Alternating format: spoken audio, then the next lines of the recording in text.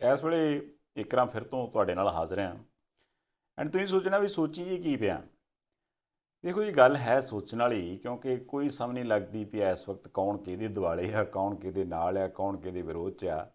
ਕਿਉਂਕਿ ਇਲੈਕਸ਼ਨ ਆ। ਇੱਕ ਬੰਦਾ ਬਿਆਨ ਦਿੰਦਾ, ਉਹ ਕਹਿੰਦਾ ਮੇਰਾ ਫਲਾਣੇ ਨਾਲ ਗੱਠਜੋੜ, ਕਹਿੰਦਾ ਜਾ ਜਾ ਮੇਰੇ ਨਾਲ ਤੇਰੀ ਗੱਲ ਹੀ ਨਹੀਂ ਹੋਈ।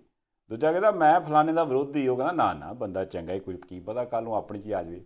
ਸੋ ਇਹ ਸਾਰੇ ਮਾਹੌਲ ਚਾਲ 'ਚ ਅੱਜ ਵੀ ਕੁਝ ਗੱਲਾਂ ਜਿਹੜੀਆਂ ਨੇ ਬੜੀਆਂ ਅਜੀਬੋ-ਗਰੀਬ ਵਾਪਰੀਆਂ, ਉਹ ਸਾਂਝੀਆਂ ਕਰਾਂਗੇ ਨਾਲ ਵੀਰ ਪਰਮਵੀਰ ਬਾਠ ਹੋਰੀ। ਹੋਰ ਬਾਠ ਸਾਹਿਬ ਚੜ੍ਹਦੀ ਕਲਾ ਜੀ, ਸਤਿ ਸ੍ਰੀ ਅਕਾਲ। ਸੁਣਾਓ ਸਿਹਤਾਂ? ਸਿਹਤਾਂ ਕਾਇਮ ਨੇ, ਠੀਕ ਨੇ, ਬੱਲੇ ਬੱਲੇ। ਹੁਣ ਤਾਂ ਮਾੜਾ ਜਿਹਾ ਵੀ ਜਦੋਂ ਬੰਦੇ ਨੂੰ ਹੁੰਦਾ ਕਿ ਯਾਰ ਵਿਹਲੇ ਜਾਂ ਬੈਠੇ ਨਾਲ ਹੀ ਬਿਆਨ ਆ ਜਾਂਦਾ। ਨਹੀਂ, ਉਹ ਬਿਆਨ ਤੇ ਮਤਲਬ ਇਸ ਹਿਸਾਬ ਨਾਲ ਆਉਂਦੇ। ਮੈਂ ਸੋਚਦਾ ਸੀ ਵੀ ਜਿੱਦਾਂ ਮੰਨ ਲਓ ਮੱਸਿਆ ਵਾਲੇ ਮੇਲੇ 'ਚ ਨਾ ਪਤਾ ਨਹੀਂ ਲੱਗਦਾ ਵੀ ਧੱਕਾ ਕੌਣ ਮਾਰਦੇ ਤੇ ਵੱਜਦਾ ਕਿਹਦੇ ਆ, ਉਹ ਹਾਲਾਤ ਹੈ ਇਸ ਵਕਤ। ਮਤਲਬ ਹੁਣ ਜੇ ਵੇਖੀਏ ਤੇ ਅਕਾਲੀ ਦਲ ਅੱਜ ਬਿਆਨ ਦਿੰਦਾ ਜੀ ਕੇਜਰੀਵਾਲ ਦੇ ਖਿਲਾਫ, ਕੇਜਰੀਵਾਲ ਬਿਆਨ ਦਿੰਦਾ ਜੀ ਚੰਨੀ ਸਾਹਿਬ ਦੇ ਖਿਲਾਫ, ਚੰਨੀ ਸਾਹਿਬ ਜੀ ਸੁਖਬੀਰ ਬਾਦਲ ਦੇ ਖਿਲਾਫ, ਸੁਖਬੀਰ ਬਾਦਲ ਸਾਹਿਬ ਮੁੜ ਕੇ ਬੀਜੇਪੀ ਦੇ ਖਿਲਾਫ, ਬੀਜੇਪੀ ਵਾਲੇ ਮੁੜ ਕੇ ਆਖਣਗੇ ਵੀ ਹਾਂ ਭਾਈ ਸਾਹਿਬ ਅਸੀਂ ਚੰਨੀ ਸਾਹਿਬ। ਮਤਲਬ ਇਹ ਜਿਸ ਹਿਸਾਬ ਨਾਲ ਇਸ ਵਕਤ ਕੰਮ ਚੱਲਣ ਡਿਆ, ਉਹਦੇ 'ਚ ਕੌਣ ਕਿਹਨੂੰ ਕਹੇ ਵੀ ਭਾਈ ਸਾਹਿਬ ਕੌਣ ਕਿਹਦੇ ਨਾਲ ਹੈ ਤੇ ਕੌਣ ਕਿਹਦੇ ਤੋਂ ਵਿਰੋਧ 'ਚ। ਤਰੀਕਾ ਹੈਗਾ ਕੀ ਤੁਸੀਂ ਮੱਸੇ ਵਾਲੇ ਮੇਲੇ ਦਾ ਜ਼ਿਕਰ ਕੀਤਾ ਨਾ, ਮੇਲੇ 'ਚ ਜਾਣਾ ਸਾਰਿਆਂ ਨੂੰ ਸ਼ਰਧਾ ਹੁੰਦੀ ਆ। ਨਿੱਕੇ ਨਿਆਣੇ ਨਾਲ ਵੀ ਲਿਜਾਣਾ ਹੁੰਦਾ, ਉਂਗਲੀ ਨਹੀਂ ਫੜਦੇ, ਗੁੱਟ ਤੋਂ ਫੜਿਆ ਹੁੰਦਾ ਨਿਆਣਾ, ਗੁੱਟ ਤੋਂ। ਉਹ ਬੀਬੀਆਂ ਲੈ ਕੇ ਵੀ ਜਾਂਦੀਆਂ, ਮੱਥਾ ਵੀ ਟੇਕਦੀਆਂ, ਇਸ਼ਨਾਨ ਵੀ ਕਰਦੀਆਂ, ਇਸ਼ਨਾਨ ਕਰਾਉਂਦੀਆਂ ਵੀ ਆ, ਪ੍ਰਸ਼ਾਦ ਵੀ ਲੈਂਦੀਆਂ, ਲੰਗਰ ਵੀ ਛਕਦੀਆਂ, ਨਿੱਕਾ ਮੋਟਾ ਖਿਡੌਣਾ ਵੀ ਲੈ ਕੇ ਦਿੰਦੀਆਂ। ਉਹਦੇ ਤੋਂ ਬਾਅਦ ਵਾਪਸ ਵੀ ਆਉਂਦੀਆਂ ਤੇ ਨਿਆਣੇ ਦਾ ਗੁੱਟ ਨਹੀਂ ਛੱਡਦੀਆਂ। ਇੱਦਾਂ ਹੀ ਕੇਜਰੀਵਾਲ ਕੀ ਕਹਿੰਦੇ, ਸਿੱਧੂ ਸਾਹਿਬ ਕੀ ਕਹਿੰਦੇ, ਚੰਨੀ ਸਾਹਿਬ ਕੀ ਕਹਿੰਦੇ, ਕੌਣ ਕੀ ਕਹਿੰਦਾ, ਸੁਖਬੀਰ ਸਿੰਘ ਬਾਦਲ, ਕੈਪਟਨ ਸਾਹਿਬ, ਅਸ਼ਵਨੀ ਸ਼ਰਮਾ ਸਾਹਿਬ ਕੀ ਕਹਿੰਦੇ, ਕੋਈ ਫਰਕ ਨਹੀਂ ਪੈਂਦਾ। ਇਸ ਵਾਰੀ ਦੀ ਪੰਜਾਬ ਵਿਧਾਨ ਸਭਾ ਚੋਣ ਦੇ ਵਿੱਚ ਪੰਜਾਬ ਦੇ ਲੋਕਾਂ ਦੇ ਮੁੱਦਿਆਂ ਨੂੰ ਆਪਣੇ ਨਿਆਣਿਆਂ ਨੂੰ ਸਮਝੋ ਕਿ ਭਾਈ ਅਸੀਂ ਉਹ ਮੁੱਦੇ ਦਾ ਗੁੱਟ ਫੜ ਕੇ ਰੱਖਣਾ ਹੀ ਜਿੱਦਾਂ ਕਿਸਾਨ ਅੰਦੋਲਨ ਵਾਲਿਆਂ ਨੇ ਫੜਿਆ। ਤੇ ਸਾਰੀ ਇਲੈਕਸ਼ਨ ਦੇ ਵਿੱਚ ਇੱਥੇ ਬੋਤਲਾਂ ਵੀ ਚੱਲਣੀਆਂ, ਇੱਥੇ ਦੋਸ਼ ਵੀ ਲੱਗਣੇ, ਇੱਥੇ ਲਾਲਚ ਵੀ ਦੇਣੇ, ਇੱਥੇ ਮੁਫਤਖੋਰੀ ਦੀਆਂ ਵੀ ਗੱਲਾਂ ਹੋਣੀਆਂ, ਸਾਰਾ ਕੁਝ ਹੋਣਾ। ਪਰ ਤੁਹਾਡੀ ਜਿੱਤ ਤਾਂ ਆਈ ਆ ਜੇ ਤੁਸੀਂ ਪੰਜਾਬ ਦੇ ਲੋਕਾਂ ਦੇ ਮੁੱਦੇ ਨੂੰ ਮੇਲੇ ਵਾਲੇ ਨਿਆਣਿਆਂ ਨੂੰ ਗੁੱਟ ਤੋਂ ਫੜੀ ਰੱਖਿਆ ਤੇ ਉੱਥੇ ਲਗਾਏਗਾ। ਤੇ ਉਹ ਪਰ ਜਾਣ ਨਹੀਂ ਦਿੰਦੇ ਨਾ, ਕੋਈ ਨਾ ਕੋਈ ਕਸੂਤੀ ਗੱਲ ਤੇ ਰੋਜ਼ ਕੱਢ ਮਾਰਦੇ ਆ। ਹੁਣ ਇੱਕ ਤੇ ਕੇਜਰੀਵਾਲ ਸਾਹਿਬ ਨੇ ਜਦੋਂ ਦਾ ਪੰਜਾਬ ਦਾ ਗੇੜਾ ਰੱਖਿਆ, ਮੈਨੂੰ ਲੱਗਦਾ ਵੀ ਉਹਨਾਂ ਨੇ ਟਿਕਟਾਂ ਬਲਕ 'ਚ ਹੀ ਲੈ ਲਈਆਂ ਵੀ ਆਪ ਜਾਣਾ ਹੋਣਾ ਪੈਂਦਾ, ਕੀ ਪਤਾ ਟ੍ਰੇਨ ਦਾ ਪਾਸ ਹੀ ਬਣਾ ਲਿਆ ਹੋਵੇ ਕਿਤੇ। ਉਹਨਾਂ ਨੇ ਉਹ ਚੰਨੀ ਸਾਹਿਬ ਦੀ ਗੱਲ ਨਹੀਂ ਛੱਡੀ ਅਜੇ ਤੱਕ, ਜਿਹਦੇ 'ਚੋਂ ਕਹਿੰਦੇ ਮੈਂ ਕਾਲਾ ਹੂੰ, यहाँ मेरी माँ बैठी है, बहनें बैठी हैं, बताओ काला है बेटा आपका, अच्छा है ना फिर भी। अच्छा फिर पता नहीं भी गाना कितों चुक के कितने फिट करने, कहते काला होया हूँ तो क्या हुआ दिल वाला हो ਲਾ ਦਿੰਦੇ। ਹੁਣ ਉਹ ਉਹਨਾਂ ਨੂੰ ਇਹ ਆ ਵੀ ਮੈਂ ਕਿਸੇ ਨਾ ਕਿਸੇ ਤਰ੍ਹਾਂ ਇਹ ਚੀਜ਼ ਫਿੱਟ ਕਰ ਦੇਵਾਂ ਵੀ ਭਾਈ ਸਾਹਿਬ ਮੈਨੂੰ ਇਹ ਕਹਿੰਦੇ ਬਾਹਰੀ ਬੰਦਾ, ਮੈਨੂੰ ਕਹਿੰਦੇ ਮਾੜਾ, ਮੈਨੂੰ ਕਹਿੰਦੇ ਕਾਲਾ, ਮੈਨੂੰ ਕਹਿੰਦੇ ਲੀੜੇ ਮਾੜੇ ਪਾਉਂਦਾ, ਪਰ ਜੋ ਵੀ ਆ ਮੈਂ ਇਹ ਕਹਾਂ ਵੀ ਪਾਲਿਸੀਆਂ ਬਹੁਤ ਵਧੀਆ, ਵੀ ਮੈਂ ਝੂਠ ਨਹੀਂ ਬੋਲਦਾ, ਜੋ ਕਹਿੰਦਾ ਮੈਂ ਕਰ ਦਿੰਦਾ। ਹੁਣ ਬੰਦਾ ਜੇ ਬਾਕੀ ਮੁੱਦਿਆਂ ਵਾਲੇ ਪਾਸੇ ਹੁੰਦਾ ਹੀ ਆ ਤੇ ਉਹਨੇ 'ਚ ਉਹਨੂੰ ਕੁਛ ਨਾ ਕੁਛ ਵੱਖਰਾ ਬਿਆਨ ਉਧਰੋਂ ਚੰਨੀ ਸਾਹਿਬ ਦੇ ਦਿੰਦੇ ਆ। ਚੰਨੀ ਸਾਹਿਬ ਮੈਨੂੰ ਸਮਝ ਨਹੀਂ ਆਈ ਵੀ ਕਿੱਥੋਂ ਕਦੇ ਨੂੰ ਕੱਢ ਮਾਰੀ ਚੀਜ਼। ਉਹ ਕਹਿੰਦੇ ਨਕਲਾਂ ਬੜੀਆਂ ਕਰਦੇ ਆ, ਇੱਕ ਉਹ ਕੇਜਰੀਵਾਲ ਆ ਤੇ ਉਹ ਵੀ ਕਰੀ ਜਾਂਦਾ ਨਕਲ। ਹੁਣ ਕਹਿੰਦੇ ਸੁਖਬੀਰ ਬਾਦਲ ਸਾਹਿਬ ਨੇ ਵੀ ਕੰਮ ਉਹ ਸ਼ੁਰੂ ਕਰ ਲਿਆ, ਕਹਿੰਦੇ ਕੁਛ ਵੀ ਨਹੀਂ ਸੀ, ਐਵੇਂ ਪ੍ਰਗਟ ਸਿੰਘ ਨੇ ਮੈਨੂੰ ਆਖਿਆ ਵੀ ਆਓ ਭਾਜੀ ਖੇਡਦੇ ਆ, ਮੈਂ ਉੱਥੇ 2-4 ਗੋਲ ਰੋਕੇ ਆ, ਨਾਲ ਹੀ ਇਹ ਸੁਖਬੀਰ ਬਾਦਲ ਸਾਹਿਬ ਨੂੰ ਚੇਤਾ ਆ ਗਿਆ ਇਹ ਮੈਂ ਫੁੱਟਬਾਲ ਖੇਡਣੇ, ਉੱਥੇ ਕਹਿੰਦੇ ਗਰਾਊਂਡ ਦੇ ਵਿੱਚ ਭੱਜਾ ਫਿਰੇ, ਨਾ ਪਤਾ ਲੱਗੇ ਬਾਲ ਕਿਹੜਾ, ਨਾ ਪਤਾ ਲੱਗੇ ਸੁਖਬੀਰ ਬਾਦਲ ਕਿਹੜਾ ਹੈ। ਨਹੀਂ ਚਲੋ ਕਿੱਥੋਂ ਤੱਕ ਕੱਪੜ ਕੇ ਕੰਮ। ਨਹੀਂ ਹੁਣ ਨਕਲਾਂ ਕੌਣ ਕਿੰਨੀਆਂ ਕਲਾਉਂਦਾ, ਇਹ ਲੋਕ ਹਿਸਾਬ ਕਿਤਾਬ ਲਾ ਲੈਣ। ਨਹੀਂ ਪਰ ਸੁਖਬੀਰ ਬਾਦਲ ਸਾਹਿਬ ਕਿਹੜਾ ਟਲੇ, ਉਹ ਕਹਿੰਦੇ ਯਾਰ ਹੀ ਮੇਰਾ ਇੱਕ SSP, ਉਹਨੇ ਕਹਿੰਦੇ ਮੈਨੂੰ ਦੱਸਿਆ ਵੀ ਉੱਥੇ ਚੈਨੀ ਚਲ ਗਿਆ, ਕਹਿੰਦੇ ਲਿਆਓ ਮੈਨੂੰ ਹਵਾਲਾਤ ਵਾਲੇ ਬੰਦੇ ਵਿਖਾਓ। ਉਹ ਕਹਿੰਦੇ ਬੰਦੇ ਵਿਖਾਏ, ਉਹਨਾਂ ਨੂੰ ਪੁੱਛਣ ਲੱਗ ਪਏ ਵੀ ਕਿੱਧਰੋਂ ਆਇਆ, ਕਹਿੰਦੇ ਸੁਭਾਅ ਹੈ ਨਾ ਵੀ ਜਿੱਥੇ ਜਾਣ ਉੱਥੇ ਉਹੀ ਕਹਿਣ ਲੱਗ ਪੈਂਦੇ ਵੀ ਮੈਂ ਆ ਵੀ ਕਰਦਾ ਰਿਹਾ ਜੀ। ਉਹ ਕਿਸੇ ਨੇ ਪੁੱਛਿਆ ਵੀ ਹਾਂਜੀ ਤੂੰ ਕਿਹੜੇ ਕੇਸ 'ਚ ਆਇਆ, ਕਹਿੰਦਾ ਜੀ ਮੈਂ ਜੇਬਾਂ ਕੱਢਦਾ ਰਿਹਾ, ਕਹਿੰਦਾ ਮੈਂ ਵੀ ਕੱਢਦਾ ਰਿਹਾ ਜੀ। ਇਹ ਸੁਖਬੀਰ ਬਾਦਲ ਹੋਰਾਂ ਨੇ ਕਿਹਾ। ਸੁਖਬੀਰ ਬਾਦਲ ਮਤਲਬ ਮੈਂ ਉਹੀ ਕਹਿੰਦਾ, ਹੁਣ ਕੌਣ ਕਿੱਥੇ ਕੀ ਕਹਿੰਦਾ, ਹੁਣ ਇਹ 'ਚ ਕੌਣ ਕਿੰਨਾ ਸੱਚਾ ਕਿੰਨਾ ਝੂਠਾ ਕੋਈ ਪਤਾ ਲਾ ਸਕਦਾ? ਨਹੀਂ ਪਤਾ ਨਹੀਂ ਲਾ ਸਕਦਾ। ਸੰਧਾਲੀਆ ਸਾਹਿਬ ਇੱਕ ਗੱਲ ਤਾਂ ਕਲੀਅਰ ਆ, ਸੁਖਬੀਰ ਸਿੰਘ ਬਾਦਲ ਫੁੱਟਬਾਲ ਕਿੱਦਾਂ ਖੇਡੇ ਸਾਨੂੰ ਕੋਈ ਲੈਣਾ ਦੇਣਾ ਨਹੀਂ। ਆਪਾਂ ਉਦੋਂ ਵੀ ਇਹੀ ਗੱਲ ਕਹੀ ਸੀ ਕਿ ਕੀ ਪੰਜਾਬ ਦੇ ਹਰ ਪਿੰਡ ਦੇ ਨਿਆਣੇ ਨੂੰ ਫੁੱਟਬਾਲ ਖੇਡਣ ਲਈ ਇੱਦਾਂ ਦਾ ਮੈਦਾਨ ਹੈਗਾ। ਚਾਹੇ ਪ੍ਰਗਟ ਸਿੰਘ ਹੋਰਾਂ ਨੇ ਸੱਦਾ ਦਿੱਤਾ, ਚਾਹੇ ਕਿਸੇ ਹੋਰ ਨੇ ਦਿੱਤਾ, ਪਰ ਚੰਨੀ ਸਾਹਿਬ ਜਦੋਂ ਹਾਕੀ ਖੇਡਦੇ ਸੀ ਉਹਨਾਂ ਨੂੰ ਇੱਕ ਗੱਲ ਦਾ ਚੇਤਾ ਜ਼ਰੂਰ ਹੋਣਾ ਚਾਹੀਦਾ ਕਿ ਉਹ ਜਿਹੜੀ ਗੇਂਦ ਹੈ, ਜਿਹੜੀ ਕੌਕ ਜਿਹਾ ਜਿਹੜਾ, ਤੇ ਉਹ ਜਿਹੜੀ ਹਾਕੀ ਆ, ਤੇ ਉਹ ਜਿਹੜਾ ਮੈਦਾਨ ਹੈ, ਤੇ ਜਿਹੜੇ ਉਹਨਾਂ ਨੇ ਲੱਤੇ ਪਾਏ ਸੀ, ਕੱਪੜੇ ਪਾਏ ਸੀ ਐਜ਼ ਏ ਗੋਲਕੀਪਰ। ਕੀ ਪੰਜਾਬ ਦਾ ਜੇ ਕੋਈ ਬੱਚਾ ਗੋਲਕੀਪਰ ਬਣਨਾ ਚਾਹਵੇ, ਉਹਦੇ ਕੋਲੇ ਮੈਦਾਨ, ਉਹਦੇ ਕੋਲੇ ਉਹ ਕੱਪੜੇ, ਉਹ ਸਾਰੀ ਚੀਜ਼ ਹੋਵੇ, ਉਦਣ ਦਾ ਪਲਾਨ ਦਿੱਤਾ ਹੁੰਦਾ ਤਾਂ ਕਿਸੇ ਦੀ ਹਿੰਮਤ ਨਹੀਂ ਸੀ ਐਂ ਕਹਿਣ ਦੀ। ਤੀਸਰੀ ਗੱਲ, ਇਸ ਵੇਲੇ ਪੰਜਾਬ ਦੇ 5000 ਸਰਕਾਰੀ ਸਕੂਲਾਂ ਦੇ ਬਿਜਲੀ ਦੇ ਬਿੱਲ ਬਕਾਇਆ ਨੇ, ਦੇਣ ਵਾਲੇ ਆ। ਹੋ ਸਕਦਾ ਚੰਨੀ ਸਾਹਿਬ ਅੱਜ ਗੱਲ ਸੁਣ ਕੇ ਕੱਲ੍ਹ ਨੂੰ ਮਾਫ ਕਰ ਦੇਣ, ਕੱਲ੍ਹ ਨੂੰ ਹੀ, ਕਿ ਮਾਫ ਭਾਈ ਜੇ ਮੈਂ ਪਾਣੀ ਦੇ ਬਕਾਏ ਮਾਫ ਕਰ ਸਕਦਾ, ਬਿਜਲੀ ਦੇ ਬਕਾਏ ਮਾਫ ਕਰ ਸਕਦਾ, ਜੇ ਜਿਹੜੇ ਪਾਣੀ ਸਪਲਾਈ ਕਰਨ ਵਾਲੀਆਂ ਮੋਟਰਾਂ ਦੇ ਪਾਣੀ ਦੇ ਬਿੱਲ ਮਾਫ ਕਰ ਸਕਦਾ, ਤਾਂ 5000 ਸਕੂਲਾਂ ਦਾ ਬਕਾਇਆ ਨਹੀਂ ਮਾਫ ਕਰ ਸਕਦੇ ਆ। ਪਰ ਸਵਾਲ ਤਾਂ ਇਹੀ ਹੈ ਨਾ ਕਿ ਅੱਜ ਨਿਆਣਾ ਰੋਂਦਾ, ਅਸੀਂ ਭੱਜ ਕੇ ਜਾ ਕੇ ਉਹਨੂੰ ਮੈਂ ਤੈਨੂੰ ਸ਼ਹਿਰ ਜਾ ਕੇ ਹਾਕੀ ਖੜਾ ਲਿਆਵਾਂਗੇ। ਕੱਲ੍ਹ ਨੂੰ ਕਿਹਦੇ ਨਾਲ ਜਾਊਗਾ? ਕਿਉਂ ਕੱਲ੍ਹ ਨੂੰ ਨਾ ਤੁਸੀਂ ਹੋਣਾ ਤੇ ਨਾ ਸਕੂਟਰ ਹੋਣਾ ਤੇ ਨਾ ਉੱਥੇ ਬੱਸ ਆਉਣੀ ਹੈ। ਇਸ ਕਰਕੇ ਜੇ ਤਾਂ ਇੱਕ ਦੂਜਾ ਕੌਣ ਕਿਹਨੂੰ ਕੀ ਕਹਿੰਦਾ ਉਧਰਲੇ ਪਾਸੇ ਜਾਣ ਦੀ ਥਾਂ ਜਿਹੜੀ ਅਸਲ ਸਥਿਤੀ ਹੈ ਉਧਰਲੇ ਪਾਸੇ ਨੂੰ ਆਉਣ ਦੀ ਕੋਸ਼ਿਸ਼ ਕਰਨ ਕਿ ਭਾਈ ਉਹ 5000 ਸਕੂਲਾਂ ਕੋਲੋਂ ਬਿਜਲੀ ਦਾ ਬਿੱਲ ਕਿਉਂ ਨਹੀਂ ਦੇ ਹੋਇਆ, ਉਹ ਜਿਹੜੇ ਪਿੰਡਾਂ ਦੇ ਵਿੱਚ ਪਾਣੀ ਸਪਲਾਈ ਕਰਨ ਵਾਲੇ ਪੰਪ ਆ ਉਹਨਾਂ ਕੋਲੋਂ ਬਿੱਲ ਕਿਉਂ ਨਹੀਂ ਦੇ ਹੁੰਦਾ, ਕੀ ਉਹਦੀ ਕੋਈ ਲਗਾਤਾਰ ਸਪਲਾਈ ਚੇਨ ਬਣਾਉਣੀ ਪਊਗੀ? ਆਮਦਨ ਉਹਨਾਂ ਪੰਚਾਇਤੀ ਅਦਾਰਿਆਂ ਦੇ ਕੋਲੇ ਘਟਦੀ ਕਿਉਂ ਆ? 5-5 ਮਰਲੇ ਦੇ ਪਲਾਟ 20 ਸਾਲ ਹੋ ਗਿਆ ਸੁਣਦਿਆਂ ਨੂੰ, 5-5 ਮਰਲੇ ਦੇ ਪਲਾਟ ਦੇਾਂਗੇ, 5-5 ਮਰਲੇ ਦੇ ਪਲਾਟ ਦੇਾਂਗੇ। ਕਮਾਲ ਹੋ ਗਈ ਹੈ, ਬੇਸ਼ਰਮੀ ਦਾ ਸਿਖਰ ਹੈ ਕਿ ਹਰ ਧਿਰ ਕਹਿੰਦੀ ਹੈ ਕਿ 5 ਮਰਲੇ ਦਾ ਪਲਾਟ ਅਨੁਸੂਚਿਤ ਜਾਤੀ ਭਾਈਚਾਰੇ ਨੂੰ ਲੋੜਵੰਦਾਂ ਨੂੰ ਮੁਫਤ ਦੇਾਂਗੇ। ਹੈ ਕਮਲੇ, ਤੁਸੀਂ ਇਦਾਂ ਦੀ ਕੋਈ ਜੁਗਤ ਨਹੀਂ ਲੜਾ ਸਕਦੇ ਕਿ ਭਾਈ ਤੁਹਾਡੇ ਪੰਜਾਬ ਸੂਬੇ ਦਾ ਇੱਕ ਪਰਿਵਾਰ ਇੰਨੇ ਜੋਗਾ ਬਣਾਓ, ਸਮਰੱਥ ਬਣਾਓ, ਉਹਦੀ ਤਨਖਾਹ ਦਾ ਇੰਤਜ਼ਾਮ ਕਰੋ, ਲਿਆਕਤ ਦਾ ਇੰਤਜ਼ਾਮ ਕਰੋ, ਮੁਹਾਰਤ ਦਾ ਇੰਤਜ਼ਾਮ ਕਰੇ, ਅਗਲਾ 20 ਮਰਲੇ ਦਾ ਪਲਾਟ ਖਰੀਦੇ ਤੇ ਤੁਸੀਂ 5-5 ਮਰਲੇ ਦੇ ਪਲਾਟ ਜੇ ਮੁਫਤ ਦੇਣੇ, ਐਂ ਜਾ ਕੇ ਲੀਕ ਮਾਰੇ ਆਉਂਦੇ ਜਿੱਥੇ ਜਾਂਦੇ। ਉਹ ਹਟਿਆ ਕੇਜਰੀਵਾਲ ਸਾਹਿਬ ਸ਼ੁਰੂ ਹੋ ਗਏ। ਦੇਖੋ ਗੱਲ ਪਤਾ ਕੀ ਹੈ ਬਾਟ ਸਾਹਿਬ, ਜੇ ਉਹ ਨਾ ਕਰਨ ਤੇ ਕੀ ਕਰਨ?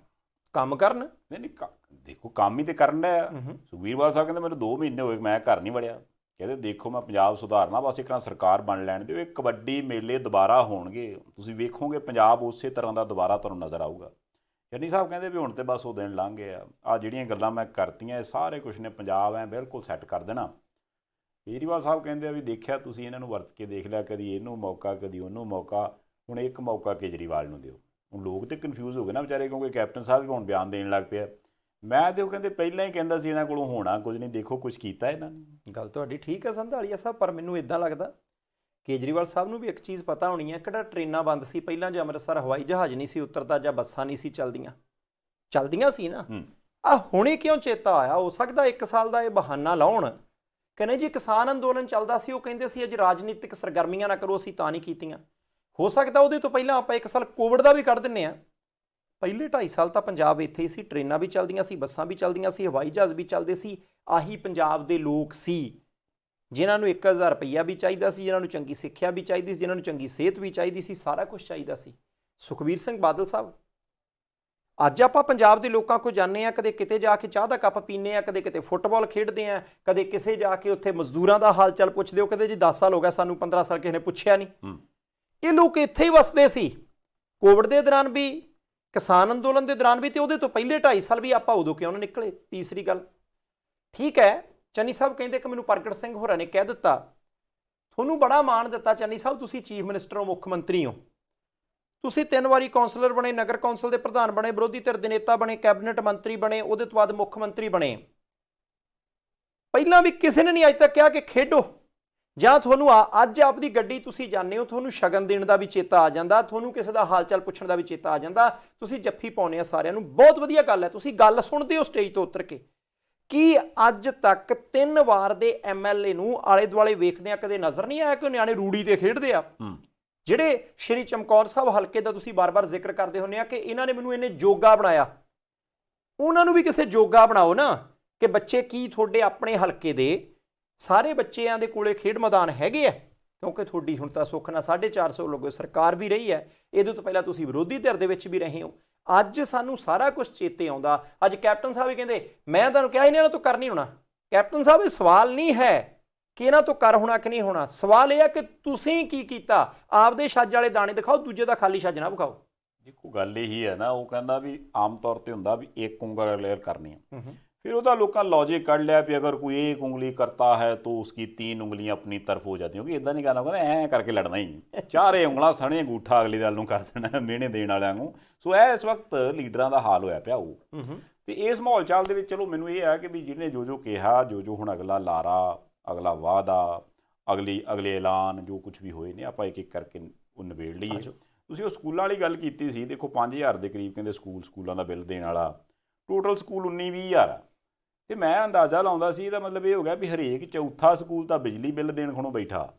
ਤੇ ਮੁੜ ਕੇ ਜਦੋਂ ਆਪਾਂ ਨੂੰ ਆਣ ਕੇ ਉਹ ਬਾਹਰੋਂ ਬੰਦਾ ਕਹਿੰਦਾ ਵੀ ਭਾਈ ਸਾਹਿਬ ਤੁਹਾਡੇ ਸਕੂਲਾਂ ਦਾ ਹਾਲ ਮਾੜਾ, ਫੇਰ ਆਪਾਂ ਕਹਿੰਦੇ ਪਰਚਾ ਦਰਜ ਕਰਾਵਾਂਗੇ ਓਏ। ਆਫਨੇ ਔਖਾ ਲੱਗਦਾ। ਸੰਧਾਲੀਆ ਸਾਹਿਬ, ਅੱਜ ਪ੍ਰਗਟ ਸਿੰਘ ਹੋਰਾਂ ਦੇ ਉੱਤੇ ਬਹੁਤ ਸਾਰੀਆਂ ਅਧਿਆਪਕਾਂ ਦੀਆਂ ਜਥੇਬੰਦੀਆਂ ਗੁੱਸੇ ਨੇ ਕਿ ਜੀ ਸਾਡੀ ਗੱਲ ਨਹੀਂ ਸੁਣਦੇ, ਜੇ ਸੁਣਦੇ ਆ ਤਾਂ ਮੁੜ ਕੇ ਵੇਲੇ ਸਿਰ ਨਹੀਂ ਹੁੰਦੀ। ਠੀਕ ਹੈ, ਉਹ ਐਜੂਕੇਸ਼ਨ ਮਿਨਿਸਟਰ ਨੇ, ਤੁਹਾਡੀਆਂ ਗੱਲਾਂ ਸਿਰ ਮੱਥੇ, ਉਹਨਾਂ ਨੂੰ ਕਰਨਾ ਚਾਹੀਦਾ।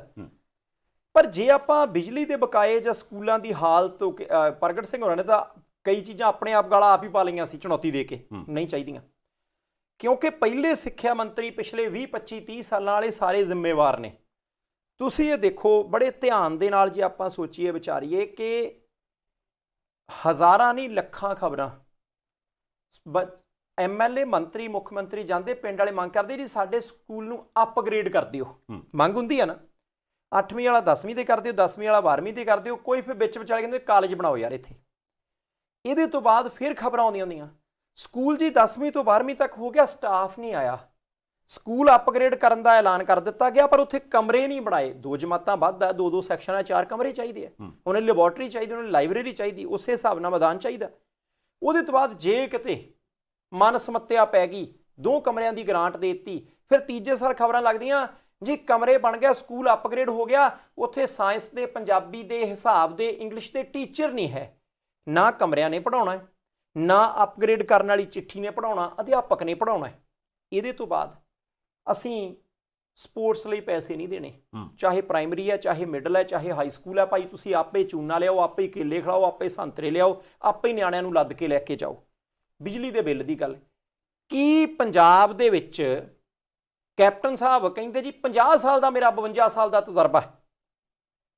ਇਧਰਲੇ ਪਾਸੇ ਚੰਨੀ ਸਾਹਿਬ ਕਹਿੰਦੇ ਜੀ ਮੈਂ 3 ਵਾਰੀ ਦਾ MLA ਹਾਂ। ਸਿੱਧੂ ਸਾਹਿਬ ਕਈ ਵਾਰ ਦੇ MP ਨੇ। ਸੁਖਬੀਰ ਸਿੰਘ ਬਾਦਲ ਸਾਹਿਬ ਦਾ ਪਰਿਵਾਰ ਤਾਂ ਕਈ ਦਹਾਕਿਆਂ ਤੋਂ ਪੰਜਾਬ ਦੀ ਰਾਜਨੀਤੀ 'ਚ ਹੈ।